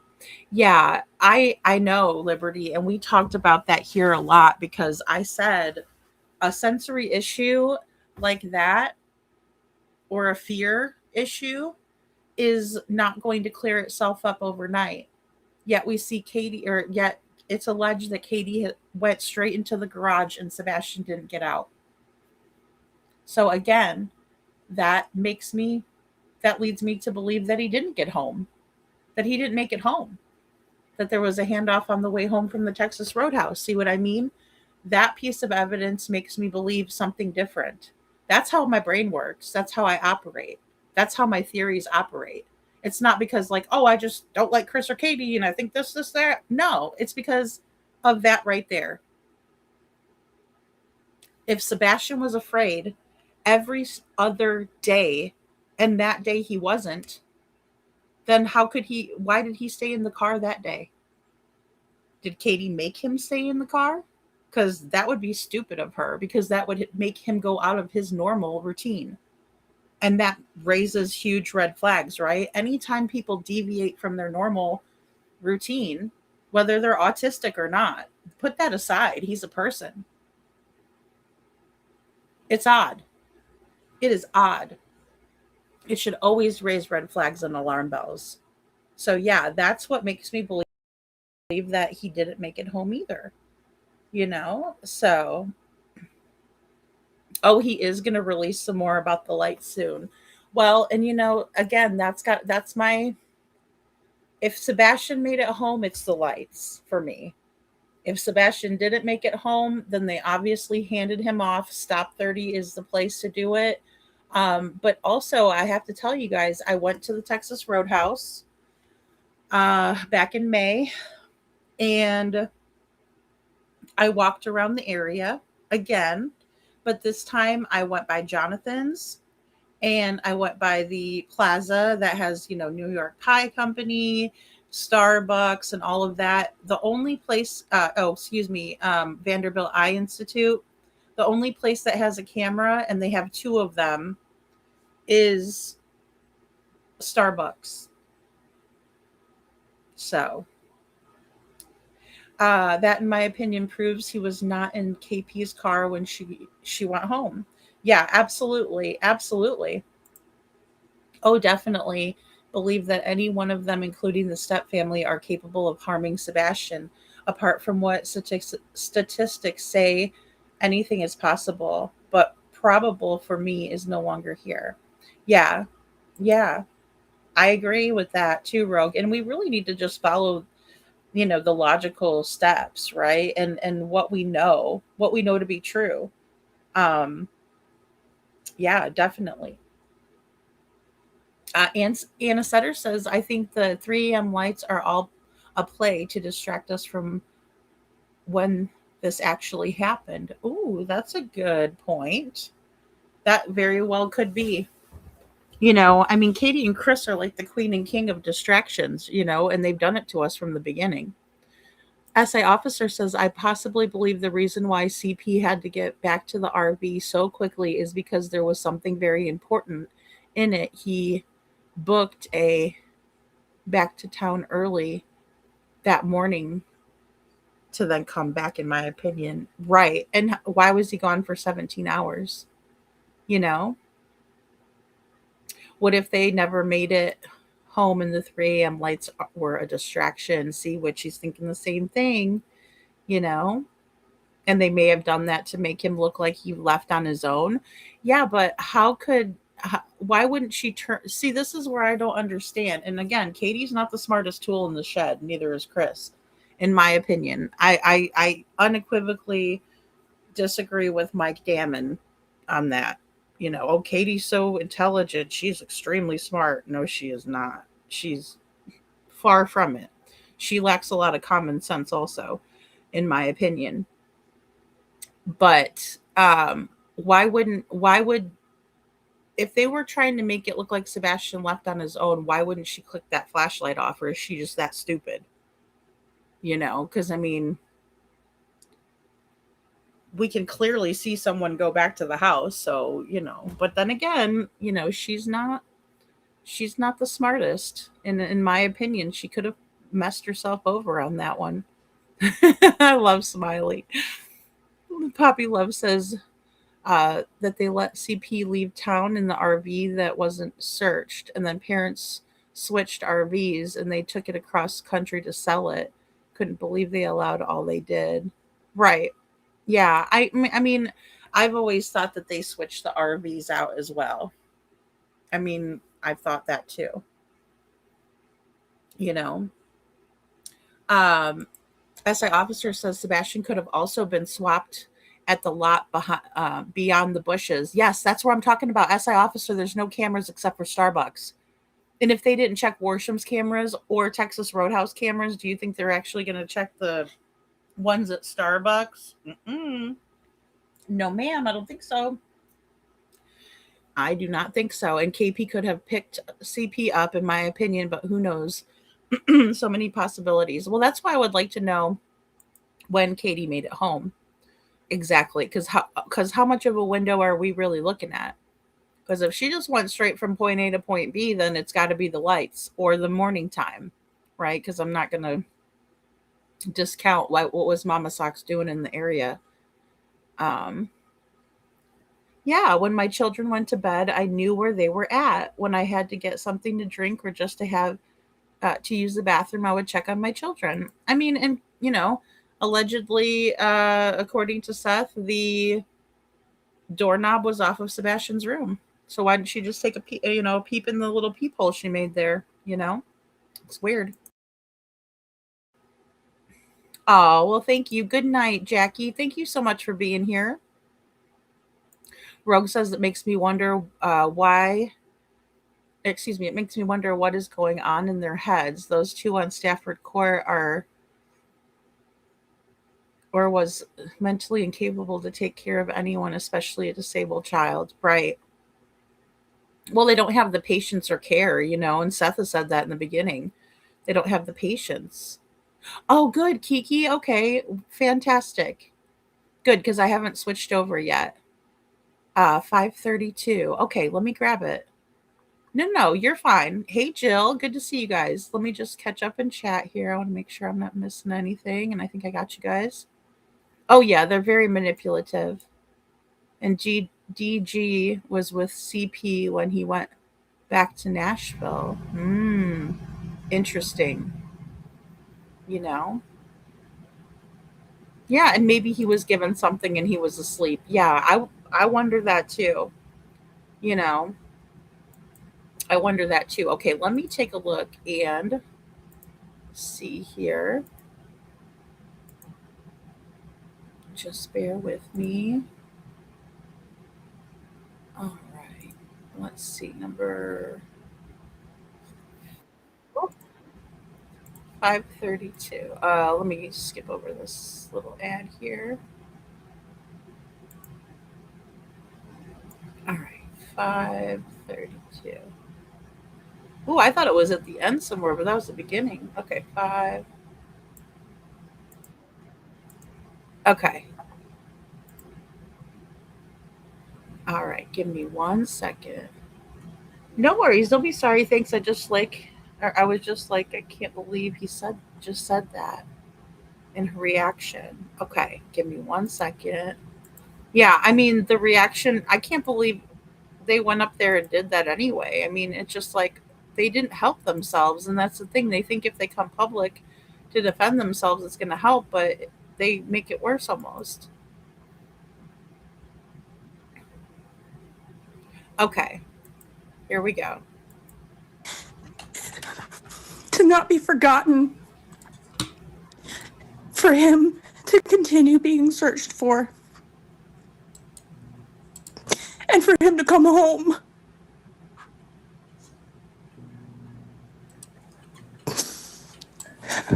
I will continue to say thank you for everyone that continues to keep my son in their mind and their hearts. And I don't fault anyone for having their theories, their suspicions, their speculations. If anything, I'm grateful because that means that people are actually giving a damn. Oh, okay, Kiki, you're talking about my live. Okay, okay, sorry. 5:32 in the live. Okay, 5:32. Okay, I thought you meant in the video. Okay, hold on 1 second. 5:32 live.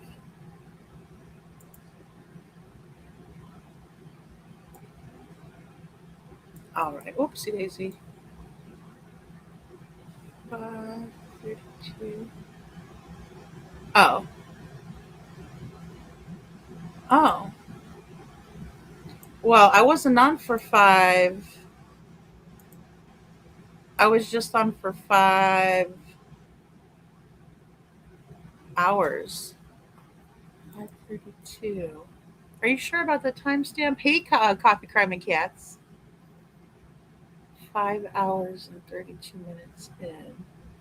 Oh, are you talking about Granny's? See, I did a separate video because I didn't want to post her whole live. Um, and I didn't want to get us too far into like all of the speculation. Because I mean, look, Granny spoke her piece. She said that she had information, but she didn't want to share it.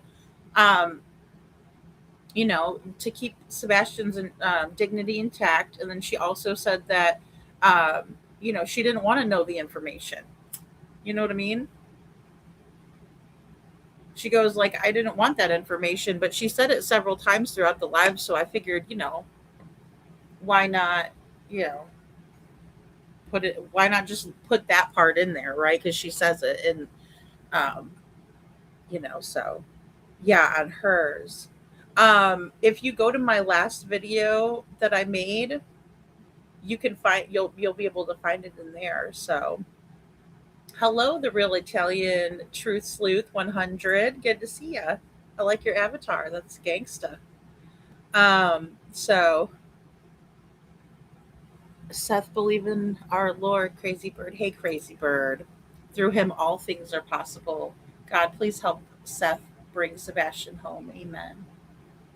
Yeah, and Kiki, I knew it was someplace at the end. I wonder. Let me see if I can see it in the transcripts. Oh, oh, here's the transcript. Okay, hold on, because I could probably.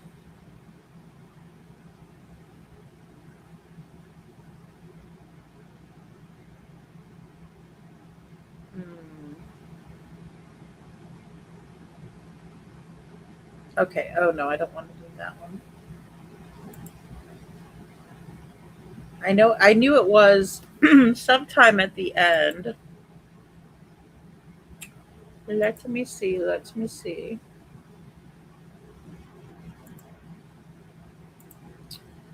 Let's see. Um.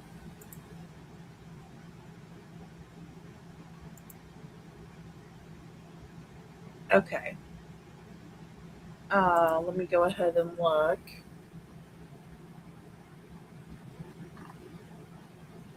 and see if I can't find it. Because I agree, it was an interesting part.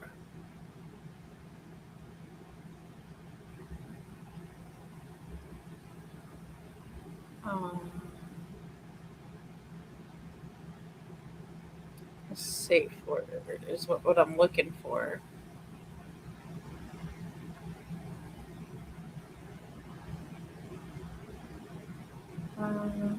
Okay.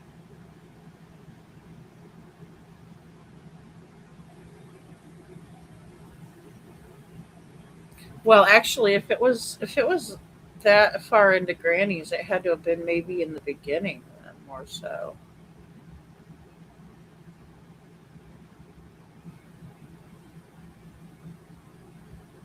Hmm.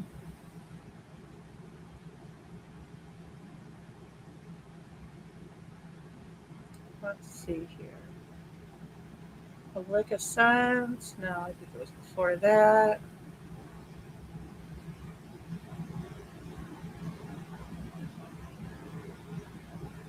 It was funny because Chris Proudfoot was talking about how Cletus was going to Clue to get their hair did. I'm like, what? Are you serious?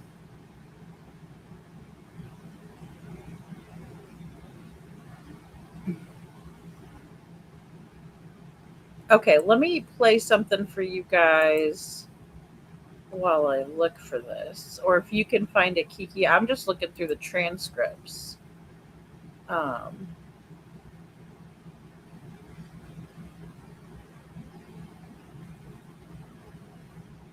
so Hmm.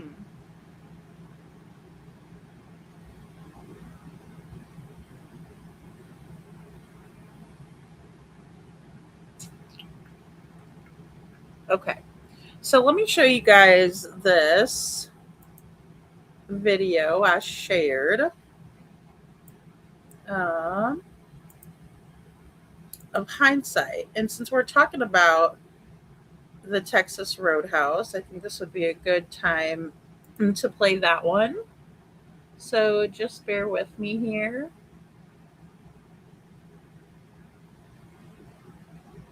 Okay, here we go.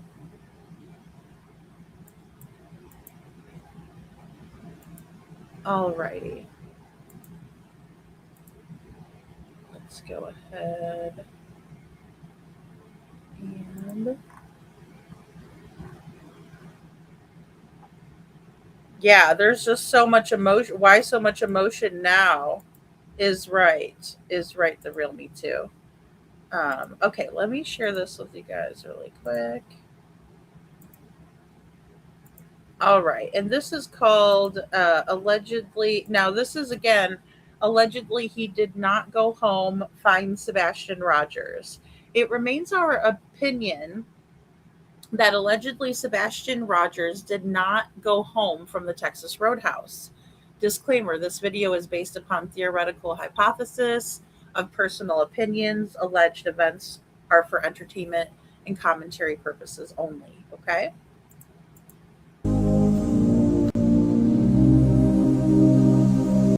Okay, so I think this is going to be. Um, I'm just going to take the music out and read it for you guys. So this is Katie Proudfoot, right? She's at the table with Sebastian. He's sitting right across from her. So it says February 25th, 2024, the Texas Roadhouse photos are taken of Sebastian Rogers by his mother, Katie Proudfoot, on a cell phone. Other images are also visible. Okay, so let's watch.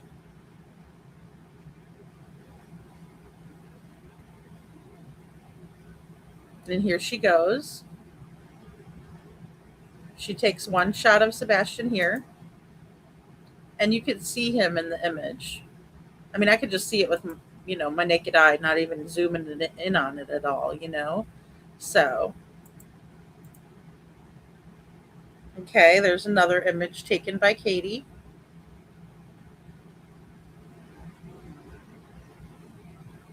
and then she seems to hit the button again, and now she takes some more pictures. You see how she's hiding it?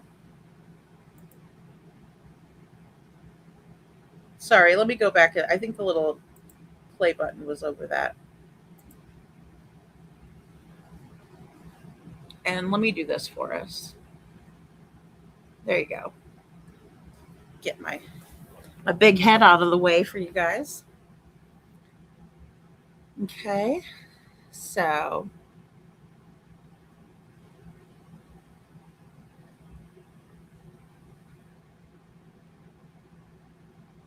hey Jenny, good to see you.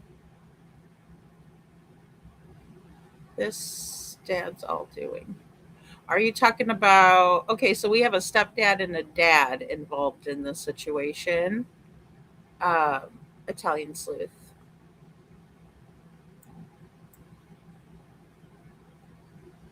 Oh, okay, thinking it. Okay, yeah, because I was like, I don't know who. I know there's a couple of dads.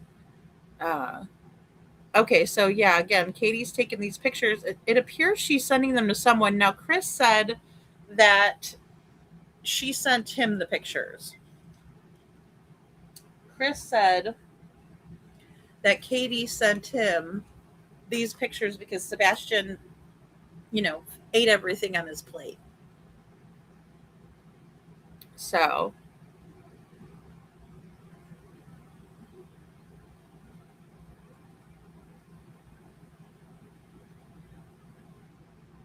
and then it's like Katie's scrolling on her phone.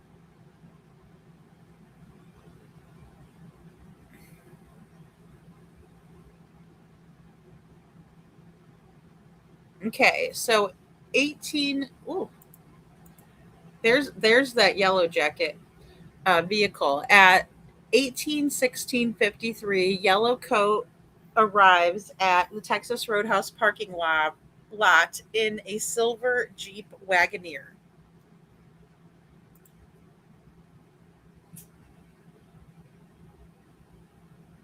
And now it kind of looks white, but I can't make it out. It's kind of hard because like when you see it passing by, but then now it looks silver. So that's where I'm like, But 181904, right? Yellow coat, and this is going to be 604. Sorry for military time.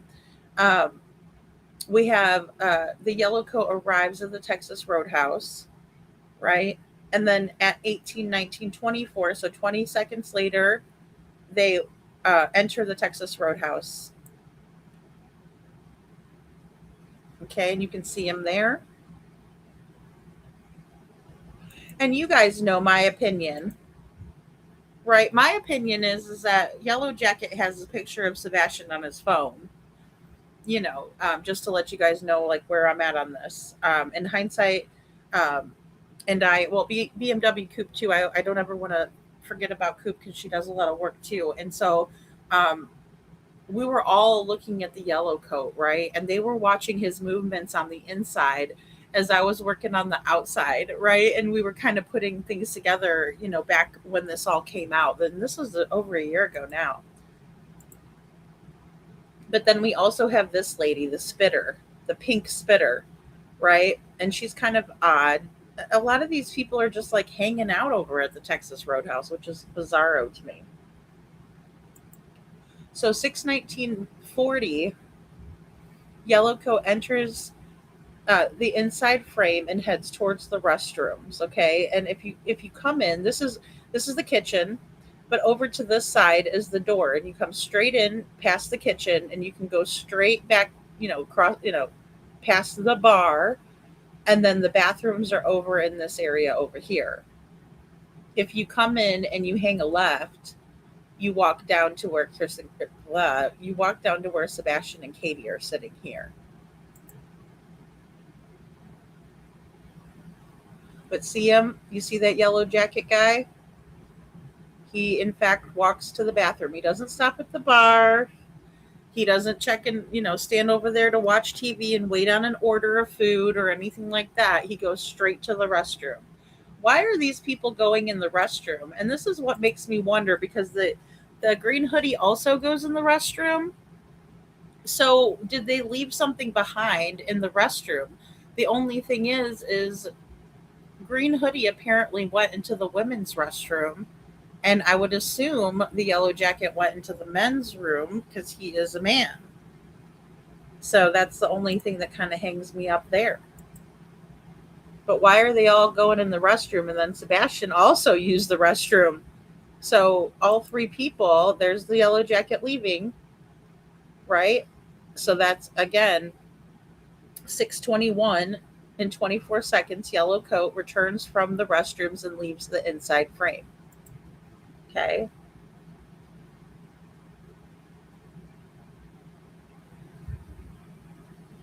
And then here you can see Katie and Sebastian getting up at 6:23 in 20 seconds. Katie, is wiping the crumbs off her lap, and Sebastian is following after his mama.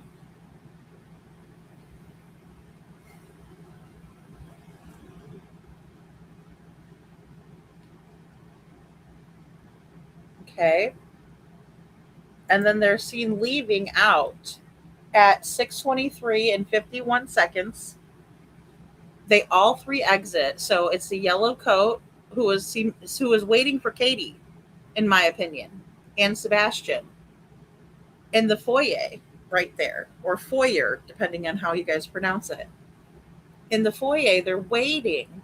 All three exit Texas Roadhouse together.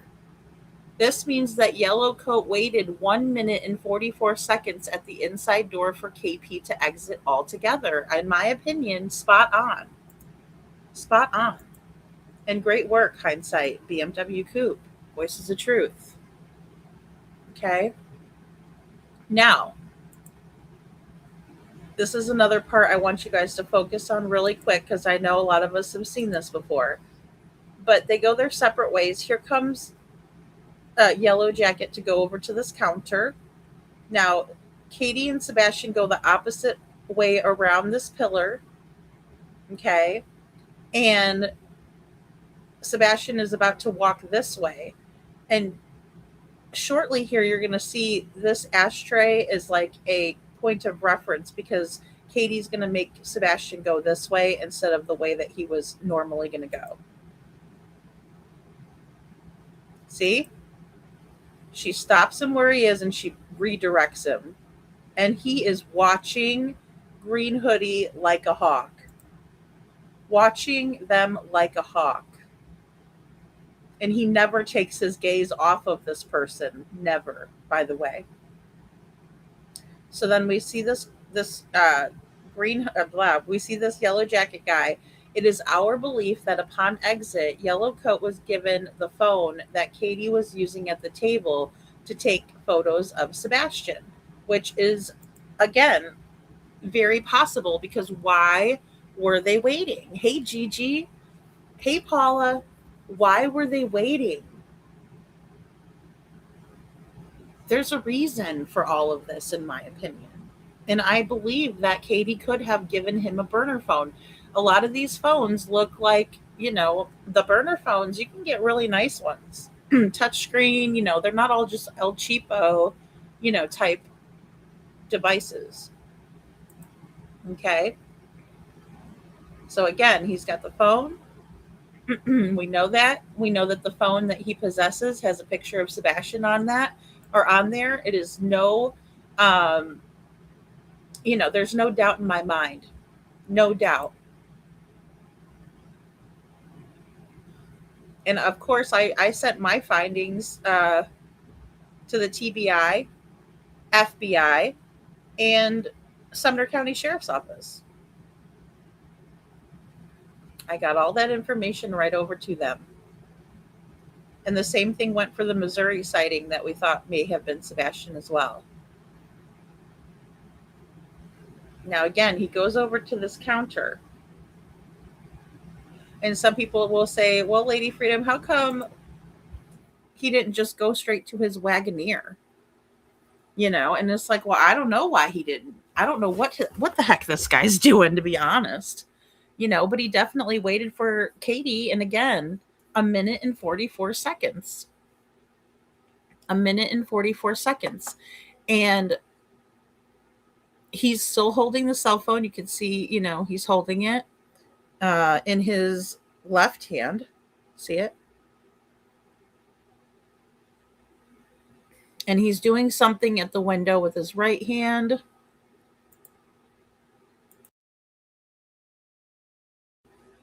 And there's a commotion.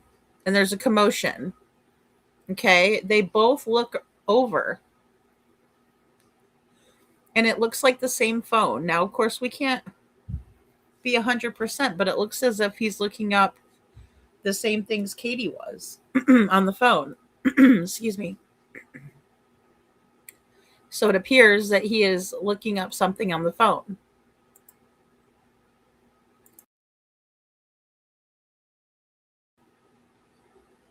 Good night, couponing. Good night.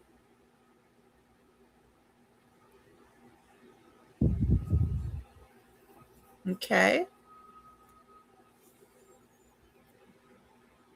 And what is he doing? And he's very enthralled with what he is doing on the phone, and he's not paying attention to anything that's going on around him until someone comes up to the window, and it's this guy. He's wearing blue gloves and a black hoodie. And he apparently works there, obviously, if he's back and forth in the kitchen, in the employees only door, and the green hoodie sits and talks to him for a minute. The yellow jacket. The yellow jacket has a lot of pockets. A lot of pockets. And he's fiddling with the pockets. He's fiddling with his pouch pocket, and all of it. Yes, that pic is on yellow screen. Yes, Jenny, I believe it.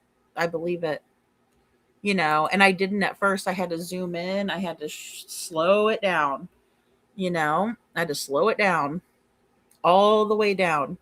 And you can see the picture come into focus because it's the camera that's picking up the cell phone and what's on the cell phone. And that's why we see it come into focus like we do.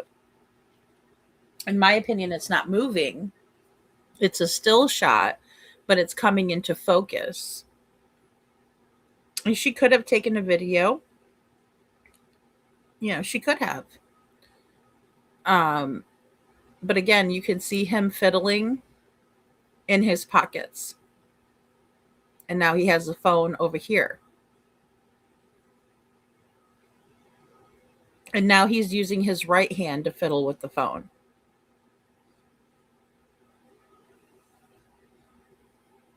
Okay. Now yellow coat puts the phone in his hoodie pouch, right? The front pouch, while talking to the man, and then takes it back out when the man leaves. Okay. And he's startled.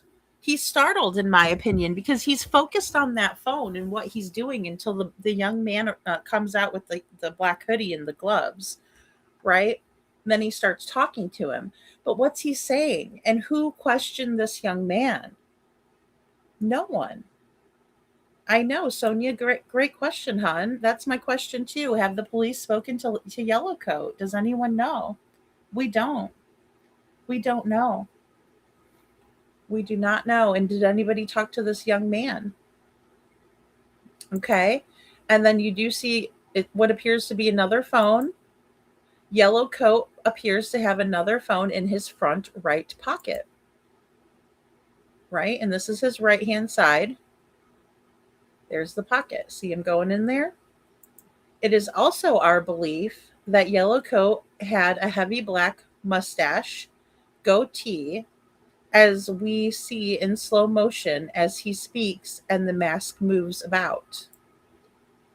Okay. And you could tell he has dark hair. He's just shaved it all off. I see what you're talking about with the mustache here.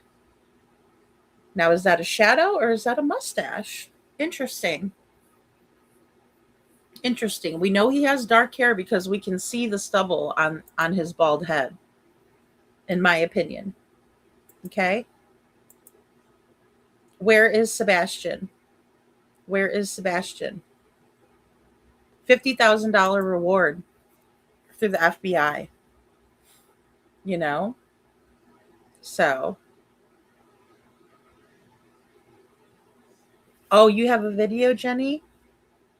I was going to get with you in the Discord today, and I was trying to get Seth's live going with truth, and I didn't get it. Yeah, why do this knowing there's cameras there? The real Me Too, that's a great question. That's a great question. Why would you why? It's risky, to say the least. It's risky. It really is. Looks pretty dark, like a mustache. It does. It does.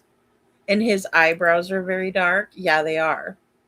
Yes, they are. Let me just yeah, he's got dark eyebrows. Let me see if we can get a better. No.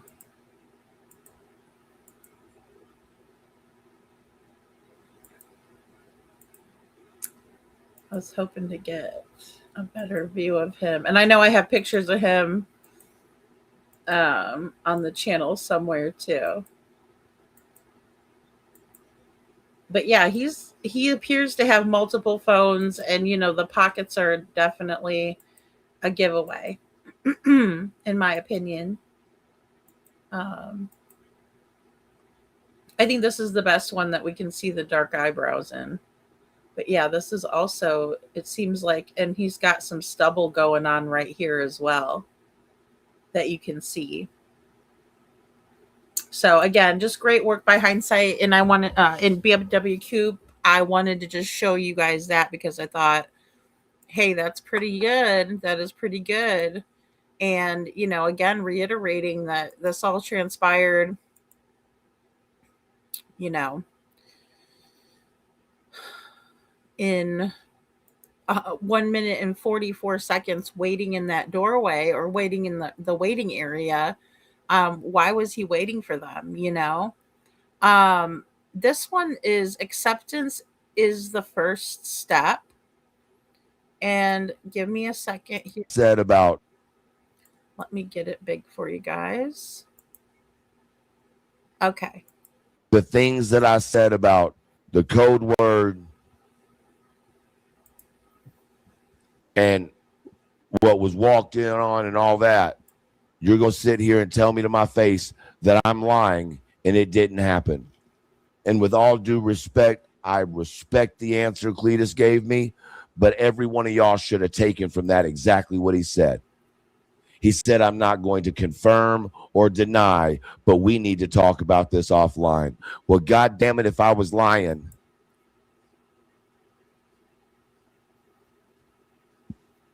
they would have said it. I agree. Y'all make it sound like I said she went in there and was all a what? No, what I said was she opened the door, saw what he was doing, and I said, holy shit, what the fuck did you do? And she said, I just stood there. That was the response. I just stood there. And I was like, you just stood. She was like, well, yeah, but then I closed the door. No, your response was, you just stood there. That's watching. Right. I don't know. What do you mean? That's what the answer should have been. I yelled, what the fuck, and slammed the door. That's what any mother would do. And I would probably be like, oh my God, son, I'm so sorry. And I would have laughed out. You know what I mean? I would have been like, tomato red. You know what I mean? Like, I don't know. Again, I don't have a son or anything like that, but it would be the same reaction if private time was happening with, anybody that you walk in on, right? You're like, oh, I'm sorry. Whoa, can't, okay. You don't just stand there. Your first response wouldn't be, well, I just stood there. Mm-mm. And I was like, stood there? Jenny. And she was like, yeah. And then I slammed the door and went down the hallway or yelled down the hallway, whatever. Like, what the fuck? When he was little, I used to check on him all the time, but he's older now and he's 15, and y'all can figure out why a mother may not want to necessarily pop into a teenage boy's room unexpectedly. Okay. This was the reason. Now, let me just give this a little more context. I love I love this mashup right here, but I want to give some more context. So when Chris and Katie were on Smiley Stories panel, Katie says that she heard a noise around 10 o'clock after Sebastian was supposed to be in bed at 9. Then at 10 o'clock, she hears a noise. And Smiley says, well, did you go check on him? And Katie says this. Hold on.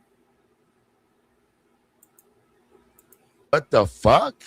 When he was little, I used to check on him all the time, but he's older now and he's 15, and y'all can figure out why a mother may not want to necessarily pop into a teenage boy's room unexpectedly. I mean, he's got that teenage attitude going on where he's all over the place. So one minute he's angry, and next minute he's laughing and joking, and the next minute he's like, I'm going to my room. Interesting. Okay.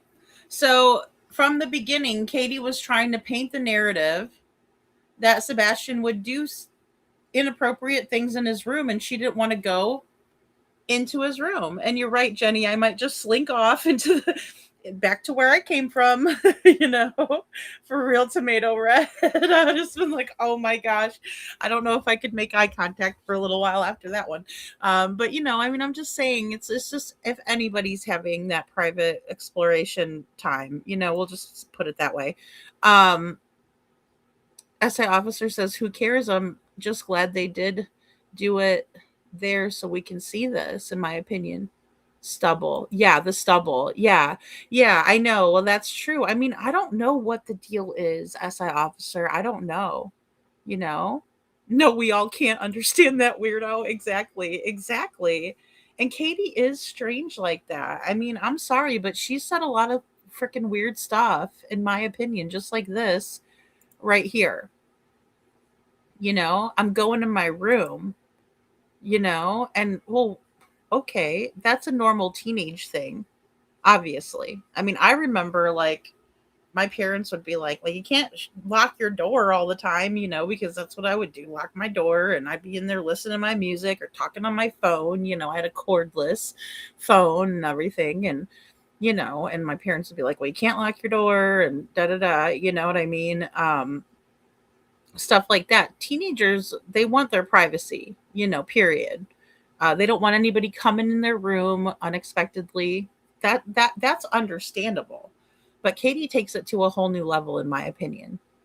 She so she slammed the door. Why would she just not walk away silently? Exactly. That's a good point. The real me too. Like, that didn't just happen, right? Exactly. Like, because yeah, you don't want. I mean, it's embarrassing for both parties, right? Isn't it? And you also don't want to shame somebody that's growing up and exploring themselves. Like, you don't want to shame that. That is normal. There's nothing wrong with that, especially if you're in your room privately. You know, I mean, I get that sometimes, especially, if you have a child with special needs, you might have to explain to them that's not appropriate to do in public and things like that. That's not what I'm talking about. What I'm talking about is embarrassing him, and oh God, help me. SI officer says, lady, you have seen where around this time when KP and them pull in, a little girl comes forward. The crowd waving, the family pulls her back to as if to hide her. She's wearing black leggings. In my opinion, kind of odd. Did Kiki show that? Did I think I saw that on Kiki's? He's older now, but you treat him like he's a toddler. Exactly. Exactly. And why would you tell everybody stuff like that? That's another thing I don't understand. If there were time, I mean, why is that relevant to finding Sebastian? Why do we even know this information? Again, I can feel why, even Granny was saying, like, it made me feel uncomfortable. I'm uncomfortable talking to you guys about it, right? Because I feel like it's embarrassing. And I certainly wouldn't want my mom telling everybody that stuff about me. You know what I'm saying? Because we've all done it, especially as you're growing up, because, you don't know. And, little boys and stuff like that, they have something there. So a lot of times this is like an issue when they're little and you're like, oh, you can't touch that one. Don't do that, right? Like, and especially in public. But I mean, again, it's so bizarre, and it's just off-putting and weird and sickening, in my opinion, for her to be out there doing that. So then, why on earth would you remove his doorknob? Exactly, Jenny. And that's another thing I still don't understand. Why didn't he have the doorknob on? You know? And next to KP's car was a black truck and a man standing with a stance exactly like CP. So now I did research the guy in the ball cap, and he does look a lot like CP, but it's not him, in my opinion. But I know who you're talking about. Yeah, exactly. See, Christmas Swan says, why was the doorknob taken away? Slink off like I didn't see nothing. You knock on the door first. And see, Sharon, that's what I said in the beginning. I was like, well, why wouldn't you knock? And especially if he's supposed to be in bed asleep, right? You got school in the morning, buddy. It's not time for that, right? Again, in my opinion, it kind of makes me wonder, was she the one that took the garbage out, looking at all the possibilities? She could have been. She could have been, because nobody could tell who it is. They can only see like a shadow figure, you know? So, yeah, slamming the door is rude AF. Yeah, it is. It is. I try not to let him know I saw at least. Exactly. Yeah, you just kind of like exactly like go back into the bushes, right? Like what the Homer Simpson when he just goes, no, didn't see anything, because you don't want to shame them, you know. Yeah. Oh well, Seth. Exactly. Exactly. Yeah. But that is the same they say about me sharing the essay, but I think it's different. I think you were backed into a corner, and I think that they were, in my opinion, saying things like Sebastian wasn't allowed around Faith, or Chris didn't like him being around her. And then everybody's like, well, why? And then everybody thinks Sebastian is a bad kid or did something that, to Faith. And it didn't even have to be of an S related thing. It was just, like, we're like, well, is he mean to her? Is he, because I remember hearing about it and I'm like, well, I think Proudfoot, I always thought he was a jerk. I'm like, why won't he let his wife talk? How come he's always talking for her? Why is he always like this? After Smiley, I was like, he's an abuser. I knew that for a fact. But in the beginning, when I was watching you on Pascal, and I heard them say that, I was like, well, maybe they would fight like brothers and sisters, and then CP can't handle that, and he's a psycho, and so, in my opinion, and so, there was an issue there, but none of that was true at all, and but they were trying to make it seem like Sebastian would hurt Faith or shouldn't be around her. And so that put you in a position where you had to share it because people were asking. And yeah, fuck them for doing that, damn them to hell. Honestly, that's how I feel. It's disgusting and horrible, in my opinion. Good to see you, Andrea. Welcome in. Oh, thank you for the gold coin, Anna. Thank you so much. So, good night, witchy mama. Good night, witchy mama. Yeah, crazy. Yeah. Did someone say pudding? Jenny says, or I'm sorry, Asset Officer says, I think they would go after him to punish him out of fear, and he would run to his room and lock the door. So I believe they took the doorknob off, in my opinion, so he couldn't lock them out. Very possible. Very possible. Yeah, I believe that too. I agree, Jenny. There's a valid reason to share it. So, hey, Vana, good to see you. Teenage boys hide that stuff under the sheets. I don't believe her stupid story. Boom, Vana. That's another thing. I mean, that's a great point. That is a great point. Yeah.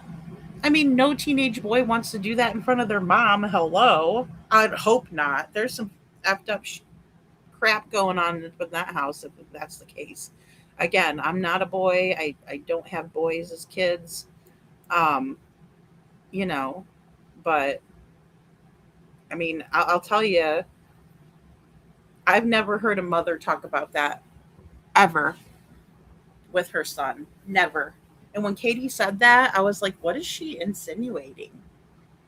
And then I'm like, oh, it is that. I think it is that. Because that wasn't the only time she said it. So, aw. Thank you, Anna. Hidden in plain sight, maybe. Yeah, I think that's a possibility. Let me ask you all, if your child went missing, would you put embarrassing things out like that, like the pull ups? And Katie saying this about Sebastian, knowing Sebastian would have to face his peers in school. Oh, the real me too. That is such a great point. And no, I wouldn't. I wouldn't talk about his crushes. I wouldn't talk about his, exploration. I wouldn't talk about any of that. It's not relevant to finding him. It's not. It's all a distraction to sensationalize things, and so people are talking about something different other than finding him. You know, it's just it's so deliberate, in my opinion. Jenny says, "Yeah, see, there's a difference. There was no other point to that other than to embarrass him." Well, and CP saying he likes to have accidents in his pants and stuff like that. No, he didn't. And we know that for a fact now because he was seeking out help for it. He didn't want to do that. He was having trouble. Poor Sebastian. My lord. Sharon says, Seth, you took Foot's threats of why no one would look for Sebastian after you revealed it. I was glad you did that. They were pissed that they lost that narrative to hold over you, in my opinion. Boom, Sharon, exactly. In my opinion, that's exactly it for me too. Yeah. Yeah, because they were trying to make it so they've done this from the beginning. They've done this from the beginning. They do not want Sebastian to be found. They have interfered. They have played games. They have distracted away from finding him. They've done that from the very beginning. There was no reason to share any of this stuff. No, there wasn't. Yeah, it's disrespect. It's disrespect. And even Peter Hyatt called it out. He said they're blaming Sebastian. They're blaming the victim. Why they're saying bad things about the victim so nobody will like him. They've done it from the beginning, and these people that are, some of them that are not even coming forward still to stick up for Sebastian helped them with this. They're their flying monkeys. Why did this story need to be told to Truth? I don't know, but they told it to Granny and they told it to other people too, apparently. Apparently, they've said things that made her feel uncomfortable too, she said. You know? Yeah, they did. Yeah. If my husband ever acted like CP, I'd be sporting orange. Coffee, crime, and cats. Good to see you. No doubt. Oh, poor Sebastian. That really makes me so sad. It is sad. And it pisses me the hell off too because that is disgusting and horrible for them to say stuff like that. And she did allow the abuse. Good morning, Janet. She did allow the abuse. She did. She still allows it. She still sticks up for him. My husband is not a predator. He's not. And she says it too, like Northern. She sounds like me, half-assed. Not. You know what I mean? Because I have that going on because of my Chicago. All right, here we go. Aww. What are you doing? Nothing. Mhm. I don't want to know. Whoops. Whoopsie day. Um, yeah, I don't want to know. And there was an awkward silence where nobody said a word on that panel after that. Also, just to put it in there, just to add my own 2 cents in there.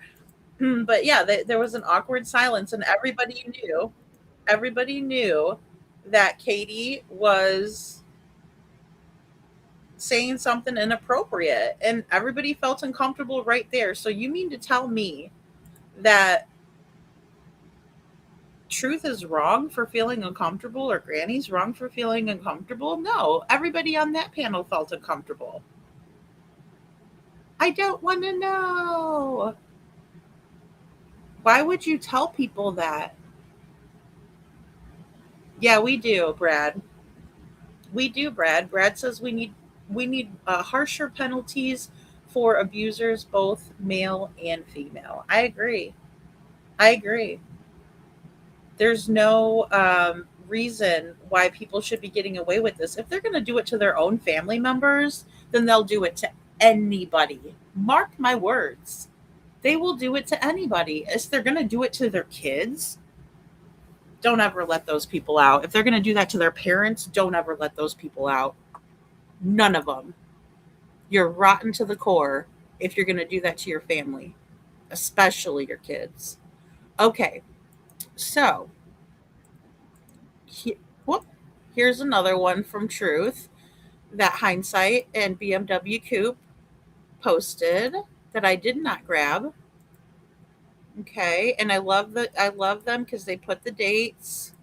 You know, I love my dates, guys. I get a little bit out of sorts when I don't know what the date is on things. And I love that you guys ask about dates because it's important to know. The timing is everything. So, yes, women can physically and mentally abuse men. I mean, look at Mackenzie Shirilla, poor Dominic. Never had a chance. I agree with that, Brad, honey. I know. And it breaks my heart, because a lot you wouldn't think a little tiny girl like her, right? If you look at Dom, right, and then you look at Mackenzie, you're going to be like, well, she's abusing him. Well, she's just a tiny little thing, isn't she? Well, that doesn't matter. Mentally abusing someone, emotionally, mind fucking somebody like that. Mm-mm. It especially when you're in an intimate relationship with somebody because it hurts worse, right? When somebody hurts you like that. I mean, that's not love. That's abuse. No, you're absolutely right. You're absolutely right. And I appreciate you bringing that up because, again, look at Amber Heard. She told Johnny Depp, like, no one's going to believe you. Well, we all know now, you know? Yes, JLR did abuse Magnolia. Yes. Yeah, absolutely. And in my opinion, it was because she found, out that he was partaking in, his own personal exploration time. All right, so here we go, guys. This is Elevated Truth, 8/20/26. I don't have the recordings you keep saying you have. Oh, you don't? What about of the raid? Do you have the recordings of those? Or are you going to come out here and say I'm lying about that too, motherfucker? Hmm. The morning that the raid happened that you said at the Proudfoots that y'all got a phone call about and you drove over and watched it and y'all walked up to the door as they were raiding it and they told you to leave. Fast forward, and this is the most significant piece of information, and I'm going to disclose it and I'm going to put it out on Twitter now. Roughly 1 year after Sebastian Rogers went missing, law enforcement descended on his residence and executed a search warrant.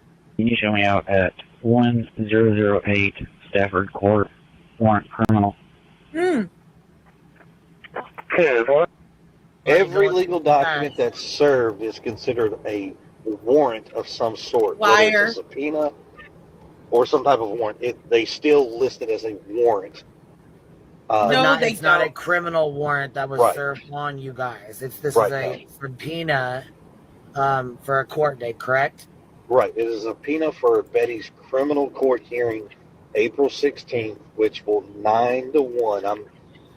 Will not move forward because of the appellate court hearing that will have to take place first. All right, let's watch that again. Oh, rest in peace, Hayden Panettiere. Oh my gosh, guys, I lost it on Betty's post. Talk about advocacy with that post that Betty posted. Bringing to light what Hayden had went through since a little girl in Hollywood. They need to be held accountable. Those mother truckers up in Hollywood. Let me tell you. Veronica, good to see you. They're talk about predators. Rich ones too at that. All right, so here we go. I don't have the recordings you keep saying you have. Oh, you don't? What about of the raid? Do you have the recordings of those? Or are you going to come out here and say I'm lying about that too, motherfucker? The morning that the raid happened that you said at the Proudfoots that y'all got a phone call about and you drove over and watched it and y'all walked up to the door as they were raiding it and they told you to leave. Fast forward, and this is the most significant piece of information, and I'm going to disclose it and I'm going to put it out on Twitter now. Roughly 1 year after Sebastian Rogers went missing, law enforcement descended on his residence and executed a search warrant. Can you show me out at 1008 Stafford Court, warrant criminal? All right, guys, you can't make up a dispatch audio. That shit's on Broadcastify. Broadcastify, and it's the proof is in the pudding there. Okay, and then who does Chris go to when he wants to strong arm people? Let's watch. Every legal document that's served is considered a warrant of some sort, whether it's a subpoena or some type of warrant. They still list it as a warrant. But it's not a criminal warrant that was served on you guys. This is a subpoena for a court date, correct? Right. It is a subpoena. Okay, and it's not called a PINA, you idiot. So again, they go to Queen Bee, but let me ask this though. How come Chris is willing to be honest with Nerdy Addict, but not with Queen Bee? I mean, they've been going on Queen Bee's panel since May of 2024. And then all of a sudden he just busts out this information to Nerdy Addict. And Nerdy Addict wasn't lying. That's the beauty of the situation, is that none of these people are lying. Chris and Katie are the ones that are lying. And then they go over to Queen Bee and lie to her face, and then she just goes with it. Oh, okay, yeah. And I've seen her do that with multiple people. I mean, does she ever get sick of that shit? Because I wouldn't like it. I mean, I'm no one special. People are going to lie to me, right? It pisses me off when they do it, but it's not like I'm wholly offended or anything. I'm like, well, they lied. But I mean, honestly, don't you feel the need to call that shit out? Because I would. I'd just be like, this person's a freaking liar. If they're going to continue to shit all over my reputation, I'm going to shit all over theirs. Right? Maybe that's not proper. Maybe that's a bad idea to tit for tat like that. But I'm still going to fight back. I'm not going to just sit there and take the shit. But here they are defending the Proudfoots again and again and again. But what about Sebastian? And what about your own personal? Like, I can't trust somebody once they lie to me. I'm fucking done. Especially if you do that publicly. I'm done. I don't give chance after chance after chance after chance. And I get not everybody's going to handle things in the same way. But what the hell? It's crazy. So he goes and tells Nerdy Addict something, and then the dispatch audio is found out. I'm sure somebody found it on Broadcastify. I'm not sure who did. But I know Hindsight put it out. Most definitely. And the proof is right there. That's all the proof that you need. And it was KP's excuse for not checking on him when she heard the thud. But yes, she walks in on him. Exactly. Yeah, yet she walks in on him, Jenny. Yeah. And then she doesn't leave right away. She just stands there and watches him. That's disgusting. And make no mistake about it, Katie. Nobody thought that Sebastian was disgusting. We find you to be disgusting. You, Katie, not Sebastian. My heart breaks for Sebastian because this is barely the tip of the iceberg. Seth has said it about the paperwork, and Elevated Truth has said it about what you told him. The tip of the iceberg, meaning this ain't even the half of it. This ain't even a quarter of it. You are shameful. Nobody blames Sebastian for your misconduct. We blame you. You make me want to vomit. In my opinion. Is that good enough for you, Chris? Disgusting. My stomach has been in knots since I've heard about the filing I haven't even gotten over the shock of that. And then here comes Truth talking, in my opinion, about things that you told him. And then you're going to get up there and try to lie about it. You're a disgrace. You're gross. And in no way, shape, or form is this Sebastian's fault. That's on you. Nasty. Did anyone notice that Katie said her husband wasn't a predator of women, but not children? Anna, that's a good point. Well, the thing is that Chris Proudfoot started out with Terry Lynn, right? He was on a call with Terry Lynn, and he continuously hit on her the entire phone call. See what I mean? We should have done this in person. We should have been doing this in person. Disgusting. Where's Katie at? Oh, she's in bed. But I mean, we hear from Elevated Truth that it doesn't matter whether one of them's in the room or not. Because that's how they are. They're pigs. I'm sorry. What would you call it? What else is it besides pigs? It's disgusting. Despicable. And she did. She says, my husband is not a predator of women. But he starts with Terry Lynn, and then we hear over and over and over and over that he can't keep his eyes to himself, that he can't keep his mouth closed around other women that he finds attractive, and he tries to hit on them and get in their pants. Terry Lynn's not the only one. She's not special. She's just another fucking lady. Just another fucking notch on his belt. And then we know that she got up on a panel with them, and they were, and Queen Bee was involved in this too. I'm pretty sure it happened on her channel. And they were talking about, adult toys. She's sitting next to Chris Proudfoot talking about adult toys. Disgusting. I've never heard any of the other missing parents of children ever talk like that or act like that or do that on a panel when they're supposed to be up there talking about their missing child. Again, gross. No, and exactly, Brad says it's all about control of that person. What kind of love is that? It's not, honey. It's not love. It's anything but. It's ego and possession.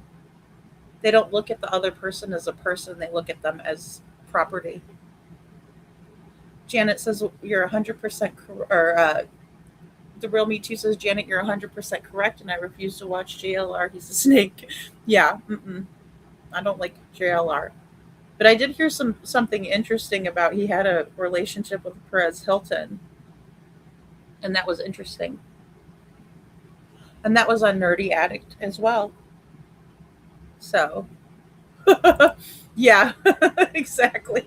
Yeah, what took them so long? Great point. The real Me Too says, real great job, Sumner County Sheriff's Office, for waiting a year to do this. Yeah, really. Stellar work, boys and ladies. Oh, I know, Liberty. I mean, I'm fine with them, except for the crap they were pulling on Betty. And of course, I didn't like that because she's a friend, But also they canoodle and badoodle with my stalkers, so I just can't with that either. I don't really, I can't hang out with or associate with anybody that they associate with, because those things go both ways. You know what I'm saying? So you can't have a protective order and then go around the person that you have a protection order for. You don't associate with them by any means. So if you're a friend of white boys, you're not a friend of mine. You know what I mean? It's just it can't happen. That's just the way it TI is. And Brad says, "Lady, we are familiar with the old soap, or are you familiar with the soap opera Guiding Light? Hayden was a child actress on that show back in the 90s, and the actress who played her mom on there is just devastated." Oh, I didn't know that, Brad. Oh, No, I didn't know that. You know how I know her is on Remember the Titans. She was like that cute little girl, and she was like all into football, and she's like, I don't play with dolls, and she was just like so cute, and she was sassy. I was like, "Ah," but I mean, it's like what she went through was awful. And then look at how she was just an addict because of it. Yeah, it's so, so sad. So, yeah, I don't know. I did not, I didn't even know who he was until he started covering Sebastian's case, Liberty. So, yeah, I have no idea. They got tipped off by Craddock that the warrant was going to be served. That's interesting. I wouldn't doubt it. I wouldn't doubt it. They probably get tipped off for everything. They get um the bus not Buster Murdaugh, the Paul Murdaugh treatment, rest his soul, but still, they gave him the gentleman's treatment. How many people would, kill somebody like poor little Mallory Beach in a drunken boating accident and then get your mugshot taken in a button-down t-shirt looking like you're, you know, taking a headshot for, some sort of a job opportunity.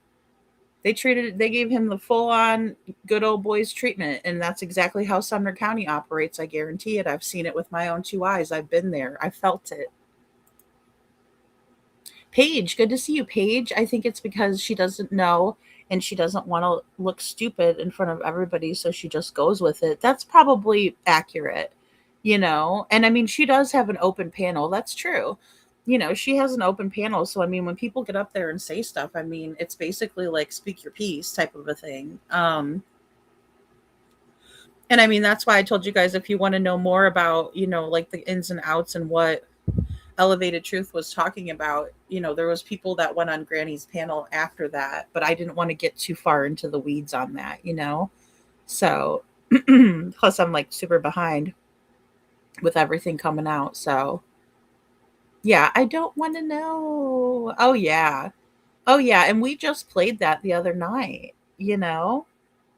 It's like we played that whole part of Katie's, and Katie did nothing up there besides, you know, talk about what Sebastian liked to eat, but even when she was asked what's his favorite movie, she couldn't even answer it. Even though she says that his favorite shirts have Star Wars on it. How come she didn't say Star Wars? If she didn't know, then why didn't she just say, well, he likes Star Wars? You know that, right, Katie? Because he's got fucking Star Wars t-shirts and we saw him wearing a Grogu or Baby Yoda t-shirt. I mean, she's stupid. Like, I'm sorry, but she's stupid. And it drives me nuts. Oh, Katie's so smart. No, she's not. She's dumber than a box of rocks. If she was smart, she would have had an answer right then and there, but she never does. She's not that good. You know? Aw, Ava says she remembers Hayden on Guiding Light.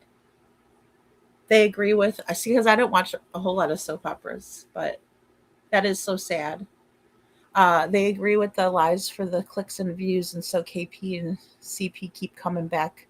Money means more to them than morals. Oh, you got that. So spot on. Sharon Marlowe, so spot on. Totally. Yeah. Chris loves the almighty dollar. Right? Try to blame it on Betty or whatever. Yeah. Yeah. Oh, yeah. They'll blame it on anybody. Yeah. Yeah, she is. She is. Definitely. Definitely. I've never understood why anybody watches Queen Bee. I mean, I've only watched her, on Sebastian's coverage and things like that. Other than that, well, or if she was saying stuff about me, I watched it. I can't lie. So she is pure trash and always has been. Well, when I saw the real her, it was just as I expected it to be. Um, you effing peanut. He's like he cannot pronounce words to save his life. The peanut. Oh my god. More like penile dysfunction with your low T. Fucking Chris. Liberty, they can't be in their right minds. They think they're important, but they're just being used. Well, and that's the thing. It's very apparent, because why would he tell Nerdy Addict something? I mean, here's the story with Nerdy Addict, and this is what Nerdy has said, and this is what Chris has said, that Barbecue Lady linked up Nerdy Addict with Chris because he, quote, ran out of flyers. And so Chris had more flyers, and Nerdy went to go meet him to get flyers. And that's when they had the discussion. And that's when Chris told him that there was a warrant served at the house about a year after Sebastian went missing. And that they took electronics. So, yeah, it's just so disturbing.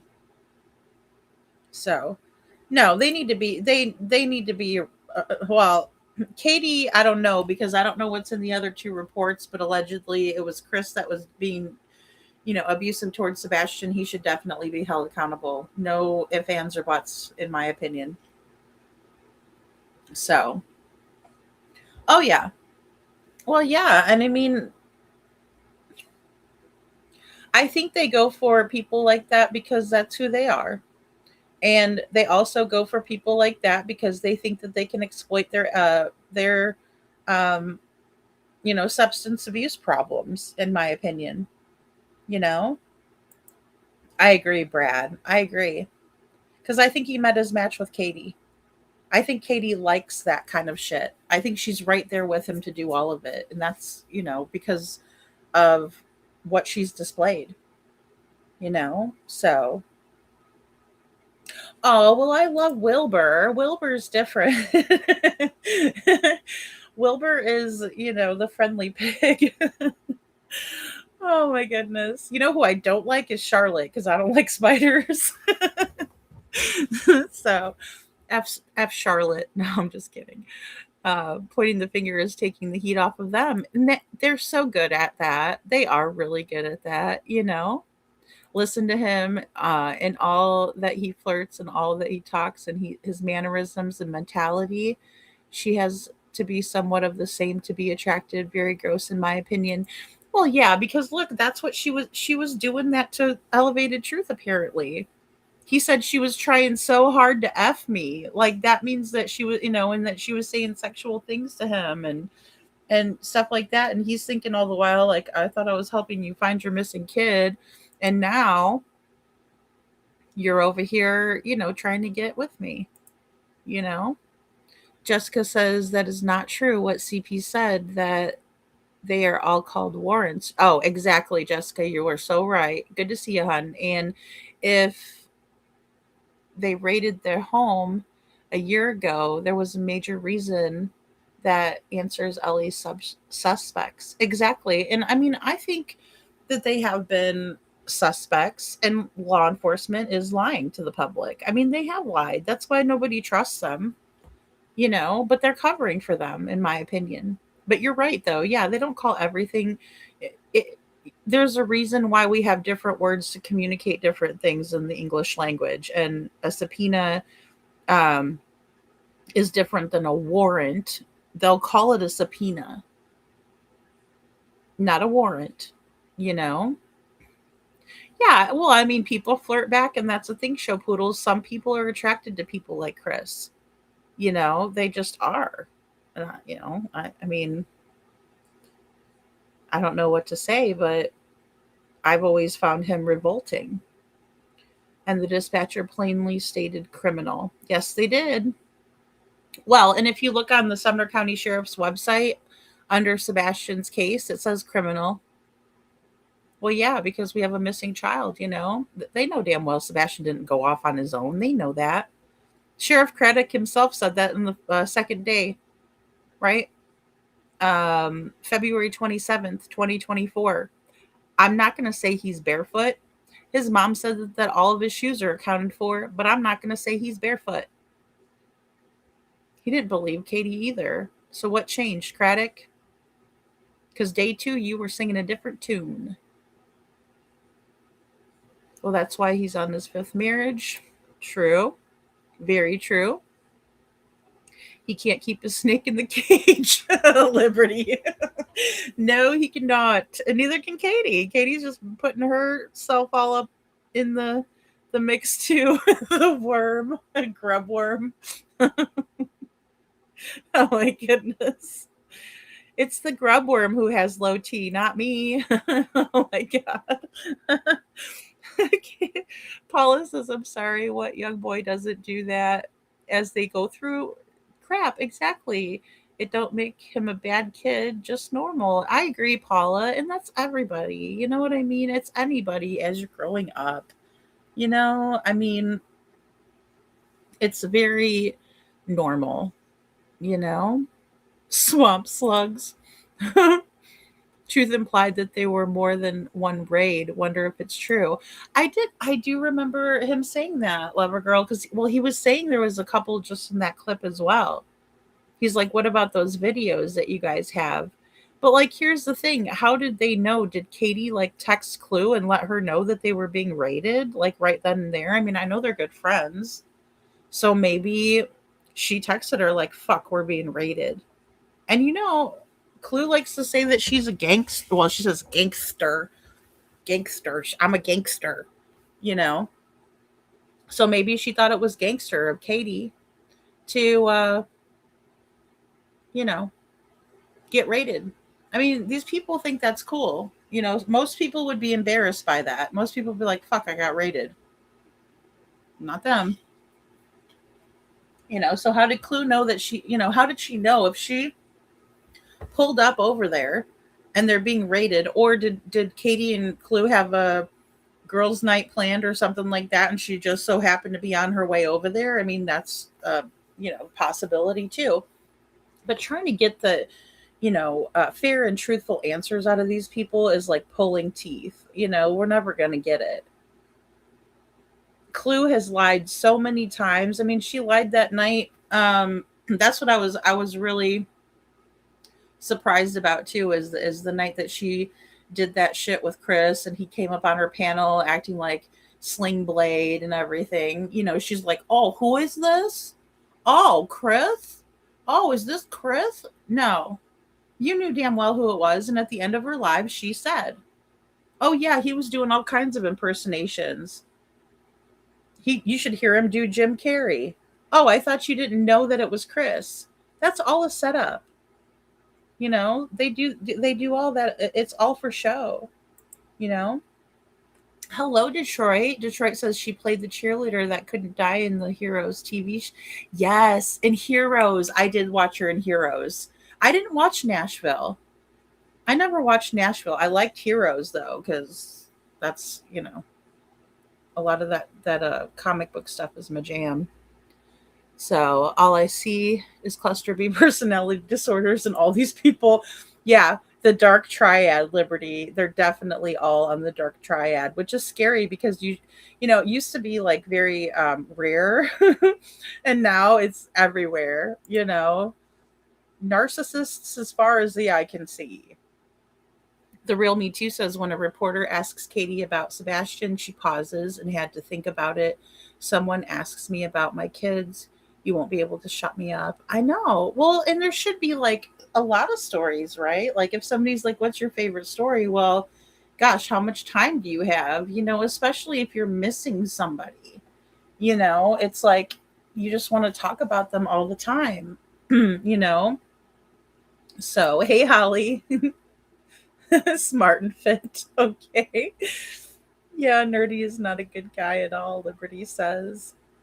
I mean, you know, that's, I just can't associate. I had to unsubscribe from the channel when I found out that he was friends with, you know, doing that stuff with the mannequin and everything. The mannequin. Lord help us with these mannequins. But yeah, I can't with that. OMG, I have said that before about her being so smart. She's literally not. Yeah. Well, that was Mike Damon. He's like, oh, Katie's Mensa smart. And I'm like, no, she's not. Like, she would be doing much better at manipulating people. She's not even a good manipulator, you know? Chris is the master manipulator, in my opinion. Do I think he's smart? No. But I think he's a good manipulator. I think he can be charming when he wants to be. I mean, it's just like yesterday when I was showing you guys Granny's live, he was like, nobody speaks for truth. or excuse me, he says, no, truth doesn't speak for anybody except maybe his wife sometimes. You know what I mean? Like little comments like that can seem endearing if we didn't know who we were dealing with. The same goes for Sheriff Craddock. If I just saw him on paper and then saw him on one of the news clips, where he's showing a new technology for the police department or something like that, I might think, oh, he seems like a decent guy. On paper, he's super smart. He's got, Navy experience. He's still active in the Navy, I suppose. But he's a public speaker. He graduated from Northwestern University. He's got a lot of, good qualities on paper, but he's Sheriff Snuggle Struggles. That's who he really is. And anybody can get a degree. All you have to do is work hard. So Janet says, never any hard questions to Katie. Kate, will you tell us what Sebastian liked? Right, the thud, Katie. Green tea. We don't want to know what Sebastian liked, Katie. Where is Sebastian, Katie? Exactly. I mean, at the end of the day, Janet, it's like, it's nice to hear. I know what you're saying. It's nice to hear about Sebastian. I like hearing stories about him, but that doesn't help us find him. It doesn't. I mean, that's something that people ask because, in my opinion, we do have to get to know who we're looking for, but those aren't the things that are going to help us find him. Right? The fact that he likes cake pops, well, every kid likes. Who doesn't like a fucking cake pop? Who doesn't? They're delicious. And especially if they're homemade. So I usually make those at Christmas time. So yeah, cake pops. Who doesn't like them? I don't think she has paid much attention to Sebastian probably for 10 years. Well, it doesn't sound like she paid much attention to him when he was a baby. I mean, I remember Seth saying, that he would try to ask Katie if she was going to go get Sebastian when he was a little baby crying, and he couldn't get her to go do it. So he'd have to go get up and get Sebastian. Somebody's got to take care of him. So maybe that's why Chris was bringing up the lady with postpartum depression. Maybe that's Katie. I don't know.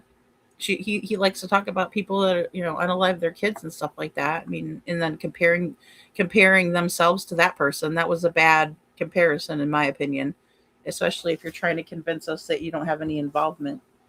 So, is there an anonymous tip line for Sebastian? I don't think so. No. But if you have a tip and you wanted to remain anonymous, I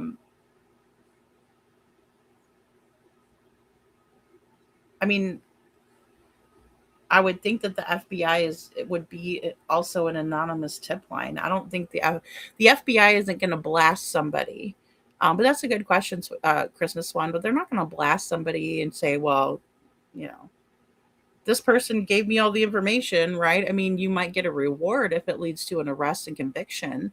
But they're not going to, they're not going to say Christmas Swan gave me, a tip about you. We're coming to follow up. I mean, they're very, when you call into a place like that, it is anonymous, in my opinion.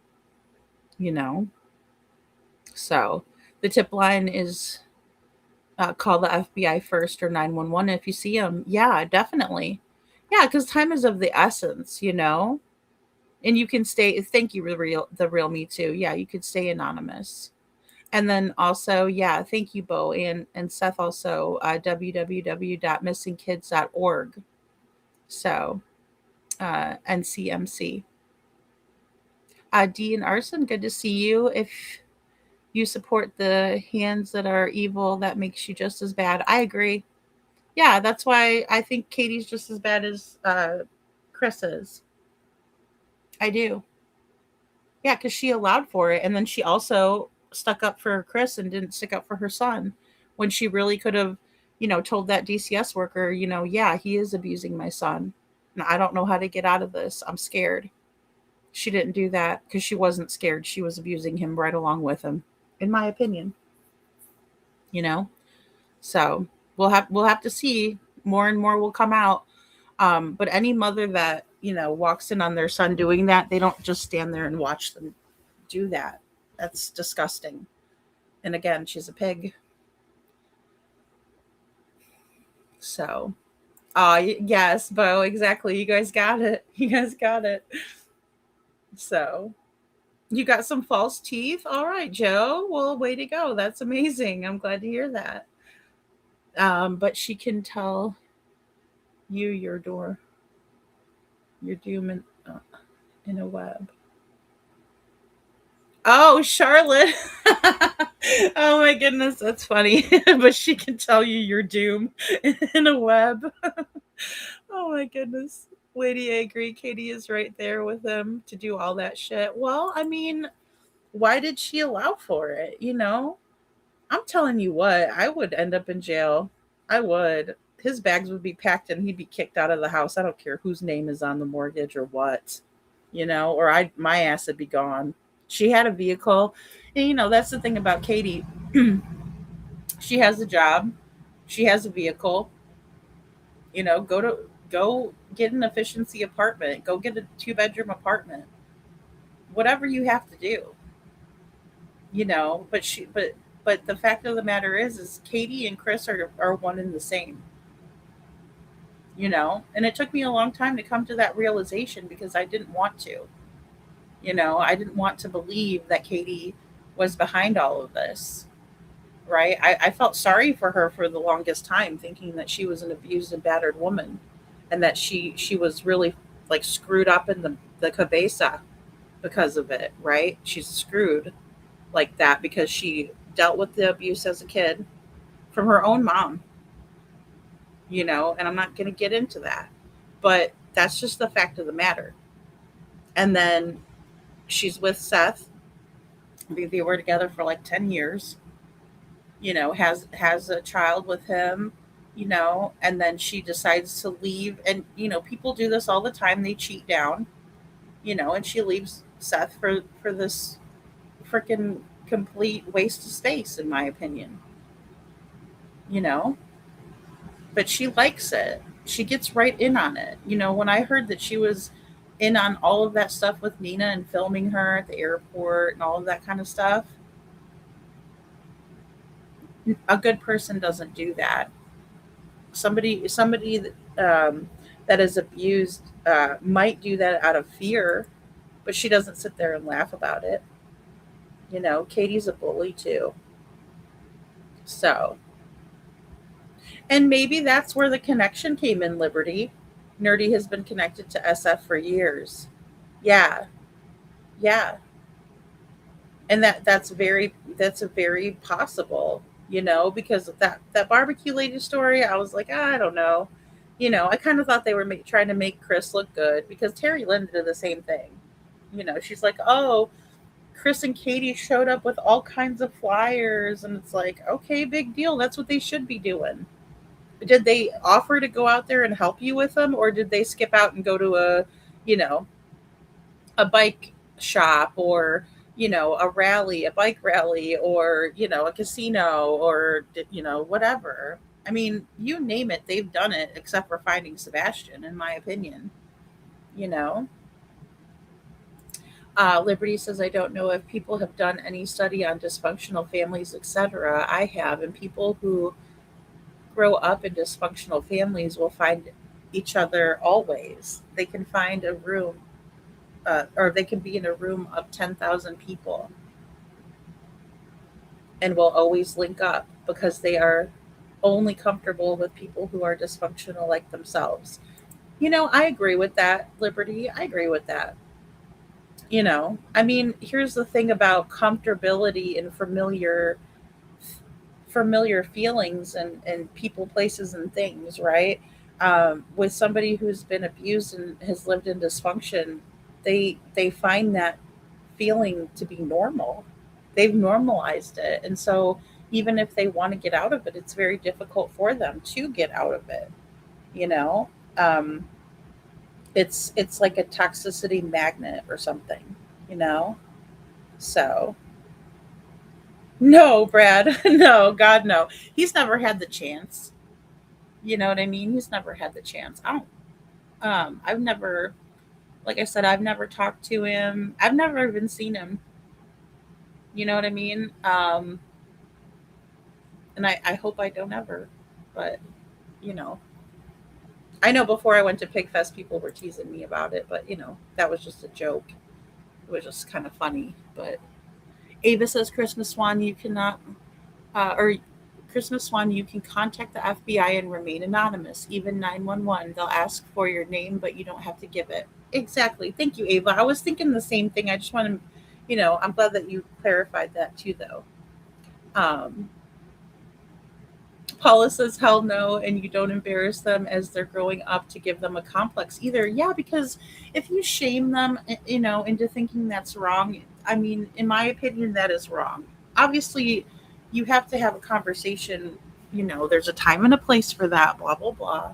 You know what I mean? And it's more of like a father son, mother daughter type of a conversation, right? Like, that's why kids need both parents, especially, you know, of it's the same gender, to speak with them at that age and let them know, like, hey, this is your body is changing. You're going to have these feelings, these thoughts, these urges, right? You're starting to like girls, blah, blah, blah. It's perfectly normal to explore your body, but you have to be safe about it and, not in public type of a thing. Right? But yeah, you don't embarrass or shame them. Never, never. Because that's horrible, you know? Contact NCMEC, right? National Center for Missing and Exploited Children. It's anonymous. Thanks, Seth. And Crazy Bird says Katie only speaks about her teenage son doing blank just to out him one more time. I agree. I agree. And even Peter Hyatt said that about Chris and Katie. They speak ill of Sebastian, and it's a huge red flag. And he's an expert. He was an expert. Sammy says, I don't think Katie was at the house when they received the first search warrant, aka the one we all know about. Thought she was still at court with Betty. Um, let's see. I don't know. I don't know about that. April 16th is the court hearing. So I don't know. I don't know, Sammy. Healthy people are extremely intimidating to people like that. Well, I mean, they just don't know. They don't know what's healthy. Yeah, Liberty, I agree. They don't know. They don't know what a healthy relationship is because they've never had one. They've never seen one play out, before. So I'm sure he sucks at doing Jim Carrey. Oh my goodness, Jenny. Coffee Crime and Cat says, if you have to tell people you're a gangster, you're certainly not a gangsta. Coffee Crime and Cats. I agree. I agree. Well, it's because, she says that she's going to cry, but then she never does. But she said that she doesn't cry because she's a gangsta. Well, good for you. I don't, I just think those people need to grow up. They haven't grown up. They still are stuck in, like, the 90s rap beef, East Coast and West, or whatever. It's just it's really sad. I feel sorry for them. you know Ooh, ouch, Joe. I hope you're feeling okay. That is painful. I had my wisdom teeth pulled, and oh my gosh, I still remember it being horrible. I hope you're feeling better soon, bud. Liberty says CP and KP managed to get themselves intertwined with all of the very dysfunctional people on YouTube. Oh, yeah, they sought them out. Yeah, they definitely sought them out, you know? So, She's very aware there are no cameras on ward. Michelle, I think that they did their research. I do. So, yeah, and Truth might not know the difference. It's not really a raid to have warrants served. Yeah, I mean, I guess it's kind of, yeah, I see what you're saying, Liberty. Yeah. So, yeah, a raid is like when you're not expecting it. Bo says, yeah, Liberty. Like a raid is where they like come to your house. Now, if you have a search warrant served on your house, they typically will like knock on your door and be like, warrant, open up, stuff like that. But a raid, I mean, I don't know. When I think of a raid, it's like forced and they're gonna fucking bang your door in. They're not knocking. They're coming in full force. Is the way that you know, any raid I've ever seen. That's why they call it a raid. Like you're not expecting it. You're like, holy shit! All of a sudden the doors, busted down, and you're sitting there in your skivvies watching TV. You know. I guess she can fool idiots so they think they're smart. That she's smart, right? Well, I mean, I think Katie was able to fool a lot of people in the beginning with her fake crying and stuff. Even those guys, what are they? The behavior panel, they were fooled by her. They're like, oh yeah, she's being truthful. It's like, okay. Hey, Kylie's nail candy. So I've seen more intelligence in a box of nails. I mean, I just don't like. I think she would have been better at lying if she was so smart and she would be able to come up. People who are intelligent or witty, right? They're able to come up with stuff on the spot. That's not Katie. Katie can't, you know, she she's horrible at it, right? She's just like she goes into herself, she shuts down, and she turns bright ass red. That's not smart. A smart person knows how to, neutralize themselves, um, so that people can't tell what they're thinking. It's written all over Katie's face, So your cat's smarter, Jenny, and laughing at the very thought of it. Oh my goodness, I just pictured that in my head. That's funny.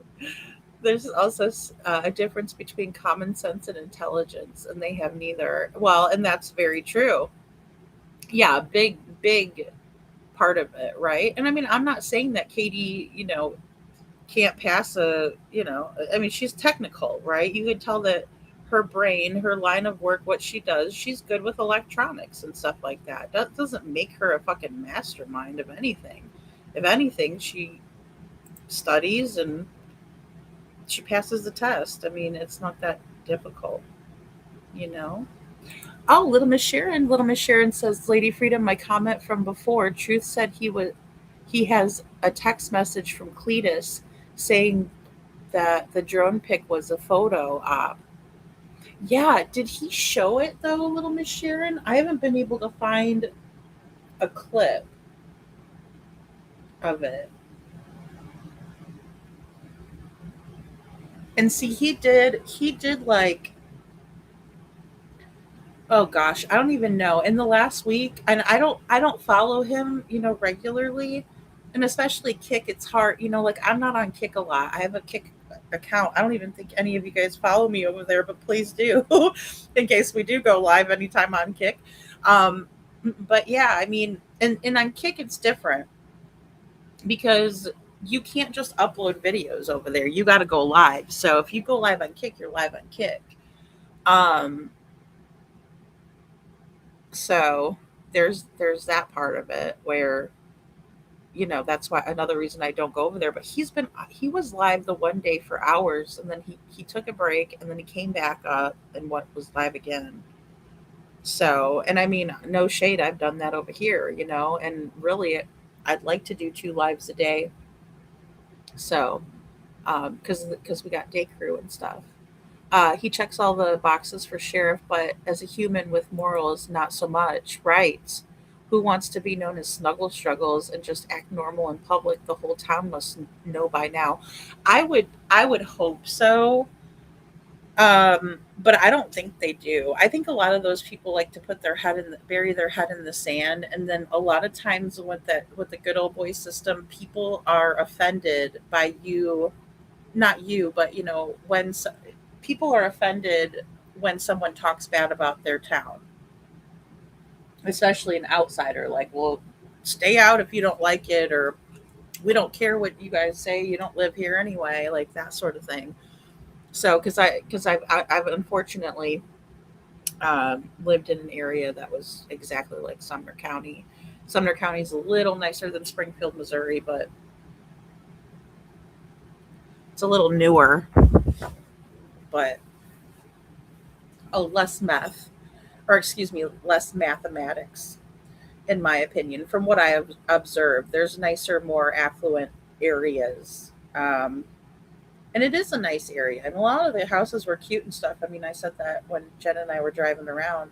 Well, Jen, Jeff, and I were driving around, and you know, but yeah, they just don't want to believe it, and a lot of them don't know. A lot of them just don't know, you know. So it is filler. Yeah, those people don't want to talk about anything that could actually help. No, they're about drama. They're trauma. That's why Chris is like, oh, we're selective on who we talk to, and I never knew. He said on Granny's panel, he's like, I never knew that there was a true crime community that didn't really, do true crime. Well, yeah, that's the community that you're in, that you put yourself in. Trauma is true crime with drama. He knew damn well what he was getting himself into, because he knew that's where the bullies were. He knew that's where the people that would go real life are. He knew those were the people that um, gaslight other people, and I mean, it's he knew exactly what he was doing, in my opinion. You know, so. Oh, okay. Oh, you started an anonymous tip line for your son, Christmas Swan. Okay. And that's how you're getting some answers? Well, that's good. I'm glad that you're getting tips through there. Yeah.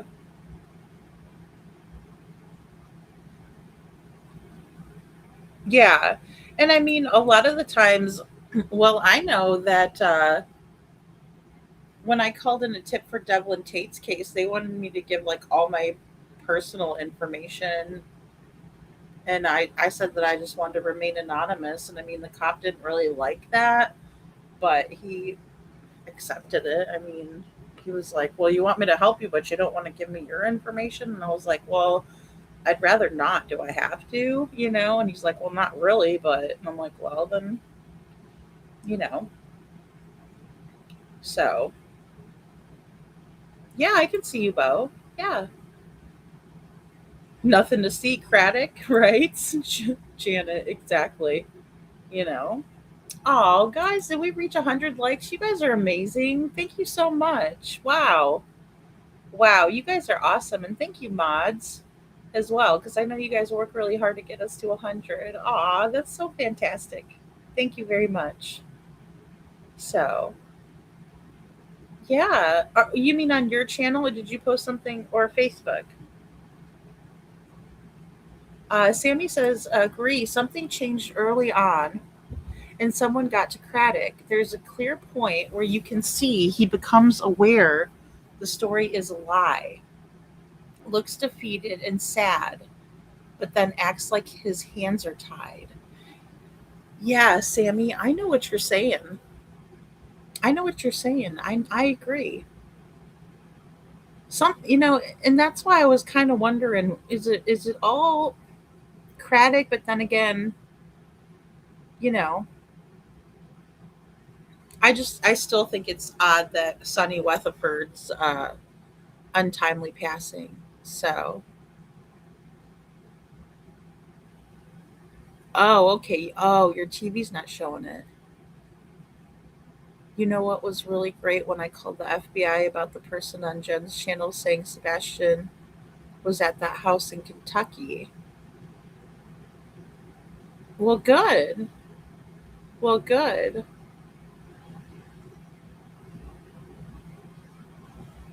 And that's the thing that Jen and I learned about that too. Because we had a conversation about it. Like, what do we do if somebody gives us a tip in our chat? Like, say somebody gave us, say Sammy just said, "Lady Freedom, I think I saw Sebastian," and I would say, "Well, did you call the FBI? Right? Did you call 911? Did you get a picture? Blah blah blah." It's my responsibility and everyone else in the chat to make a report. That's what Google told us. We asked, what was it, Chat GPT, and it's like, it's everybody, and especially the creator, it's their job to, it doesn't matter either if you think the person is, baddie. It's our job as a creator. If somebody comes in and does that, we have to report it. It's our responsibility, you know. But I'm glad to hear that, Liberty. That's wonderful news. Thank you, Seth. Thank you very much. Has an RO against sticks or vice versa. Oh, I didn't know anything about that, Sammy. That sheriffs and TBI do not even take people's tips. Well, I mean, I found out that the tip line wasn't being manned over there when I tried to make my tip to the TBI. They're like, this is not manned, you know? So I'm like, wow. Yeah, I believe it, Liberty. I believe it. Yeah, they are. They're like magnets. Yeah, because I mean, if you're toxic, you're not going to attract a good person, you know. And also, I think there's a lot to be said about toxic people preying on people that have had past trauma. I mean, they they find out your vulnerabilities and they exploit them, you know. So there's that too. Um, they are, Jenny. They're still living in the 90s or something. Clue's still beefing with Tupac. Oh my goodness. Thank you, D Resin, or excuse me, D and Arson, for the 30 jewels. That's so sweet. I love that flower. You guys are awesome. Miss Sharon. Yes, I lost respect for the behavioral panel after that. I was so surprised. I was like, what the hell? What is going on? You know? What is going on? Am I way behind in chat again? Sorry, guys. I just get a kick out of your guys' things, and I don't have a whole lot more to show you, so I figured I'll just read you guys' comments. Oh, Gigi. Hey, Gigi. Aw. Let's see. Let me get caught up here. Hey, MC. Good to see you. I hope you're doing well, too. Good to see you. Um, Cletus reminds me of, not him himself, but that name reminds me of,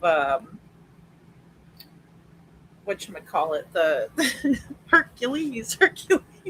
You know, the movie with the Nutty Professor movie with Eddie Murphy. Yes, I will check the Discord. Let me see here. I'm sorry I was not in Discord at all today, guys. It was like a little rough today. Well, because I realized the screen recording I did was like, oh, not good. It was really rough. I was like, oh god. So that's right, Kimberly. That's right. Oh, thank you, D. And I'm sorry if I'm saying this wrong. D in Arson. Thank you again for the jewels. Yeah, yeah. That was just weird. It was just so weird, you know. So, hey, GemD. Well, welcome in from the UK, and in South Africa we have our friend Janet. Yep, it's 3:22 here too. Well, 3:24 for me now because I'm a little behind. But yeah, no one in Australia would dare name their child Cletus. That's not really an Aussie name at all, little Miss Sharon. Cletus. It just reminds me of that guy, he's like, she's like, oh, Cletus, that lady. She's hilarious. Um, I could still laugh at that movie like it's nothing, like it just came out. It's funny. Well, nothing came of that, but I called it at the time because the person gave an address. Oh, okay. Oh, I see. Well, and that's the thing. They're not going to call. Unfortunately, I mean, one. Well, it's happened to me in Sebastian's case too, but even in Devlin's case, when there was there was two posts on his Facebook that were removed, and I called it in because I thought maybe they could trace it back and see if it was Devlin who removed the posts, and nothing ever came of it. Like literally nothing ever came of it. So I don't know what happened, but I didn't expect them to call me back. I mean, you know, they're not going to do that. They're going to be like, "Thanks for the treat, stupid," and move on, right? Like the jackal and the honey badger. Little Miss Sharon, thank you so much for gifting a Lady Freedom's Raw Narratives membership. And it looks like Kimberly got the membership, so that's great. Kimberly, welcome to the Dragon Tribe. That is amazing. Yay. Aw, thanks, Little Miss Sharon. That's so cool. And again, guys, if you want to join the Discord, just email me. Um, and I will send you a link. Nobody up north is in the US either, I would hope. Yeah, exactly. And thank you, Little Miss Sharon. Or the UK. Yes. Really? One of the earliest popes was named Cletus? I did not know that. Fun fact. I had no idea. Pope Cletus. Oh my goodness. Yes, I have seen the I've seen the Squidbillies, yes. As a matter of fact, that's what I thought of Chris Proudfoot in the beginning. was early from Squidbillies, you know. My email is ladyfreedomsrawnarratives@gmail.com, and there's no apostrophe. So, thank you. Thanks, Sammy. All right, let me check the Discord. Did you put it? Okay, it was a private message. Let me see. Ooh, I didn't know. Okay. Um, that's funny. I wish I could. I have something I need to tell you. I have something I have to tell the mods. So I need to get into the mod chat to let you guys know. But that is funny, Bo. And I did see it. I did see it. Oh yeah, Deliverance. Oh Lord have mercy. I remember that came on like HBO or something like that. And what a weird tale of Appalachian people. Yeah, Jethro. But I think when I think of Jethro, I think of Jethro Tull. So I'm like, oh my goodness. He does remind me of the banjos, but that's what I was kind of laughing about because, um, like he Chris was like, "Well, so what if Clue and Cletus go to get their hair done with Katie?" And I'm like, "Well, I don't think Cletus has any hair except for his beard." You know. Good night, Diane Miller. So, but yeah, I have something I have to tell you guys in the mods. So I've just been so busy with all of this other stuff. But let's go ahead and just finish this out a little bit here. It is a subpoena for Betty's criminal court hearing April 16th, which will 9-1. Will not move forward because of the appellate court hearing that will have to take place first. Oh, okay. So that was it. Alrighty.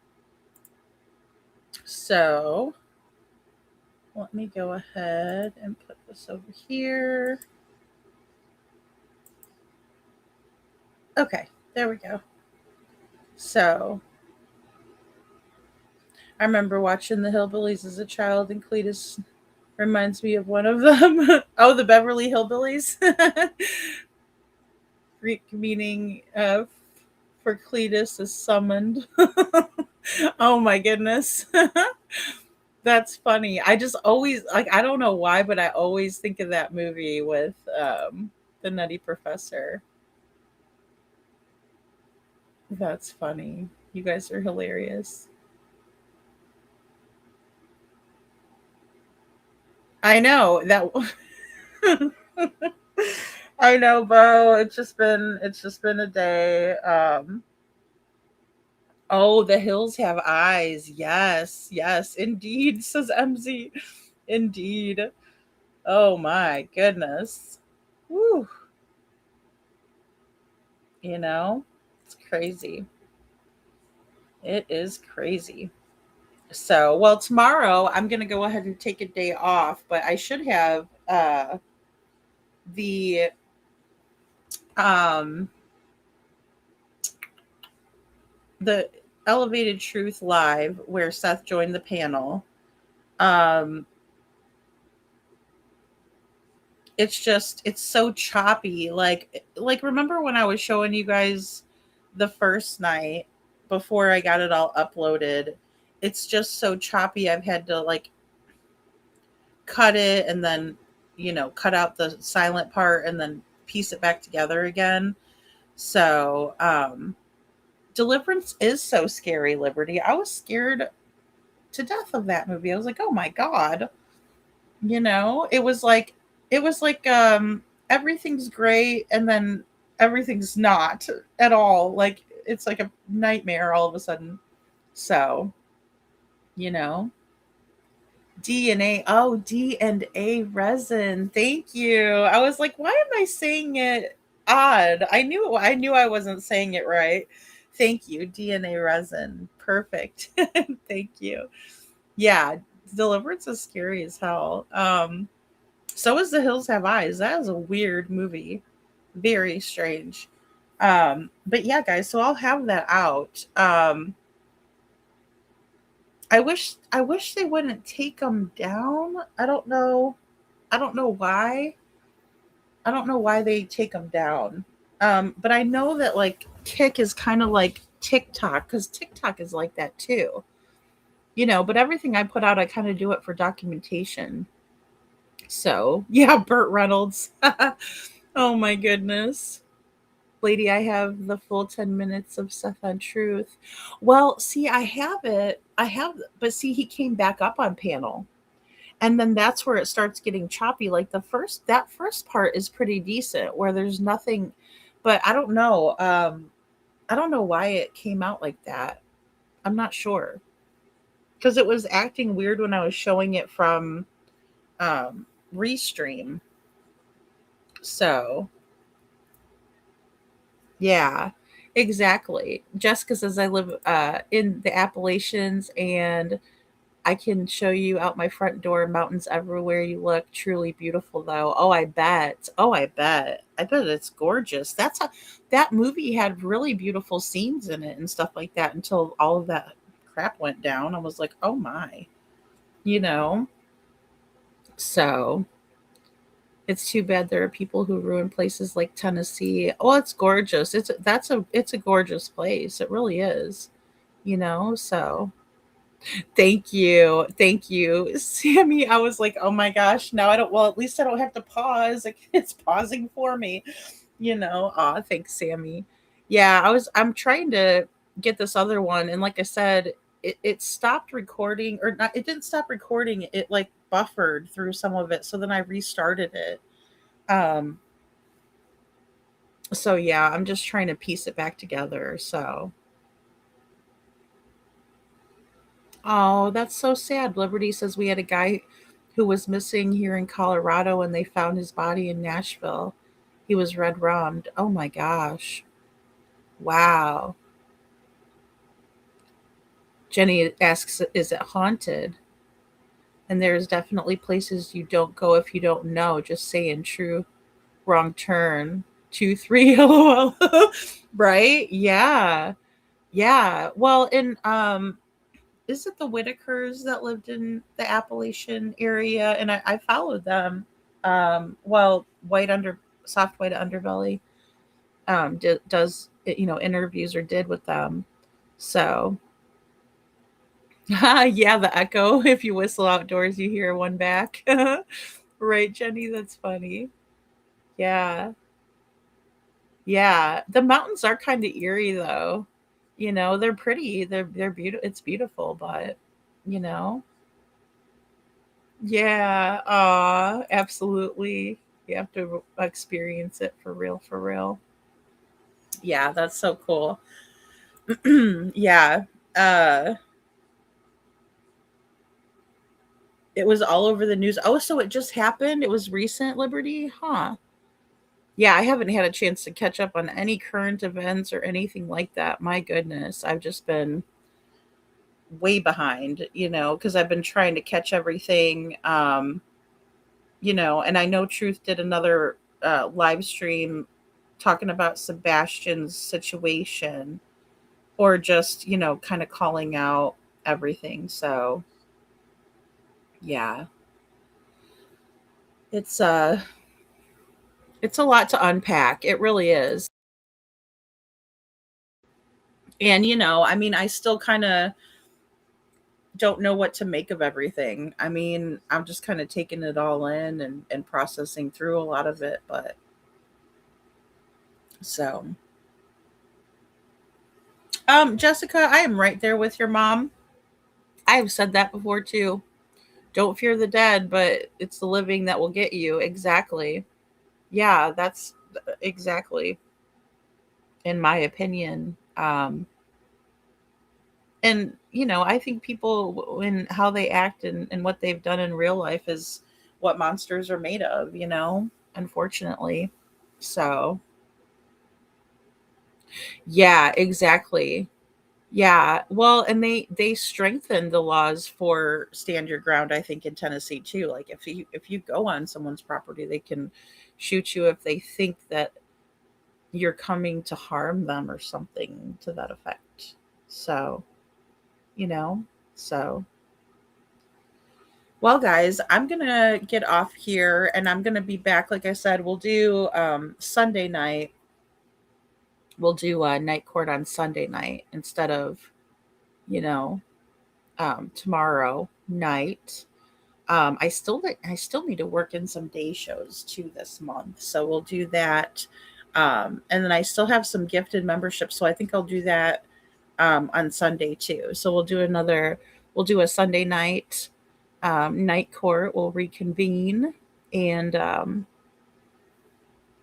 yeah, Liberty. It's kind of crazy because I've met the nicest people in Tennessee, and there was times where I felt really, really, good being there, and then there was times where I was like, oh my gosh, and unfortunately, at Sebastian's gathering was one time where I felt unsafe when the police officers were acting the way that they were. I was appalled. I was not expecting that. It was really something else. So, um, not expecting that. Good night, Bo. Good night. Good night. Good night. And like I said, I'll post some stuff in the mod Discord because, like I said, I've been wanting to touch base with you guys, and I just haven't. So, anyways, well, guys, I love you all so very, very much, and I hope you have a great Saturday. Enjoy yourselves, and we will see you guys all next time. Aw, thank you, Bo. Justice for Sebastian is right. Good night, Seth. Thank you guys. Thank you all so much for being here.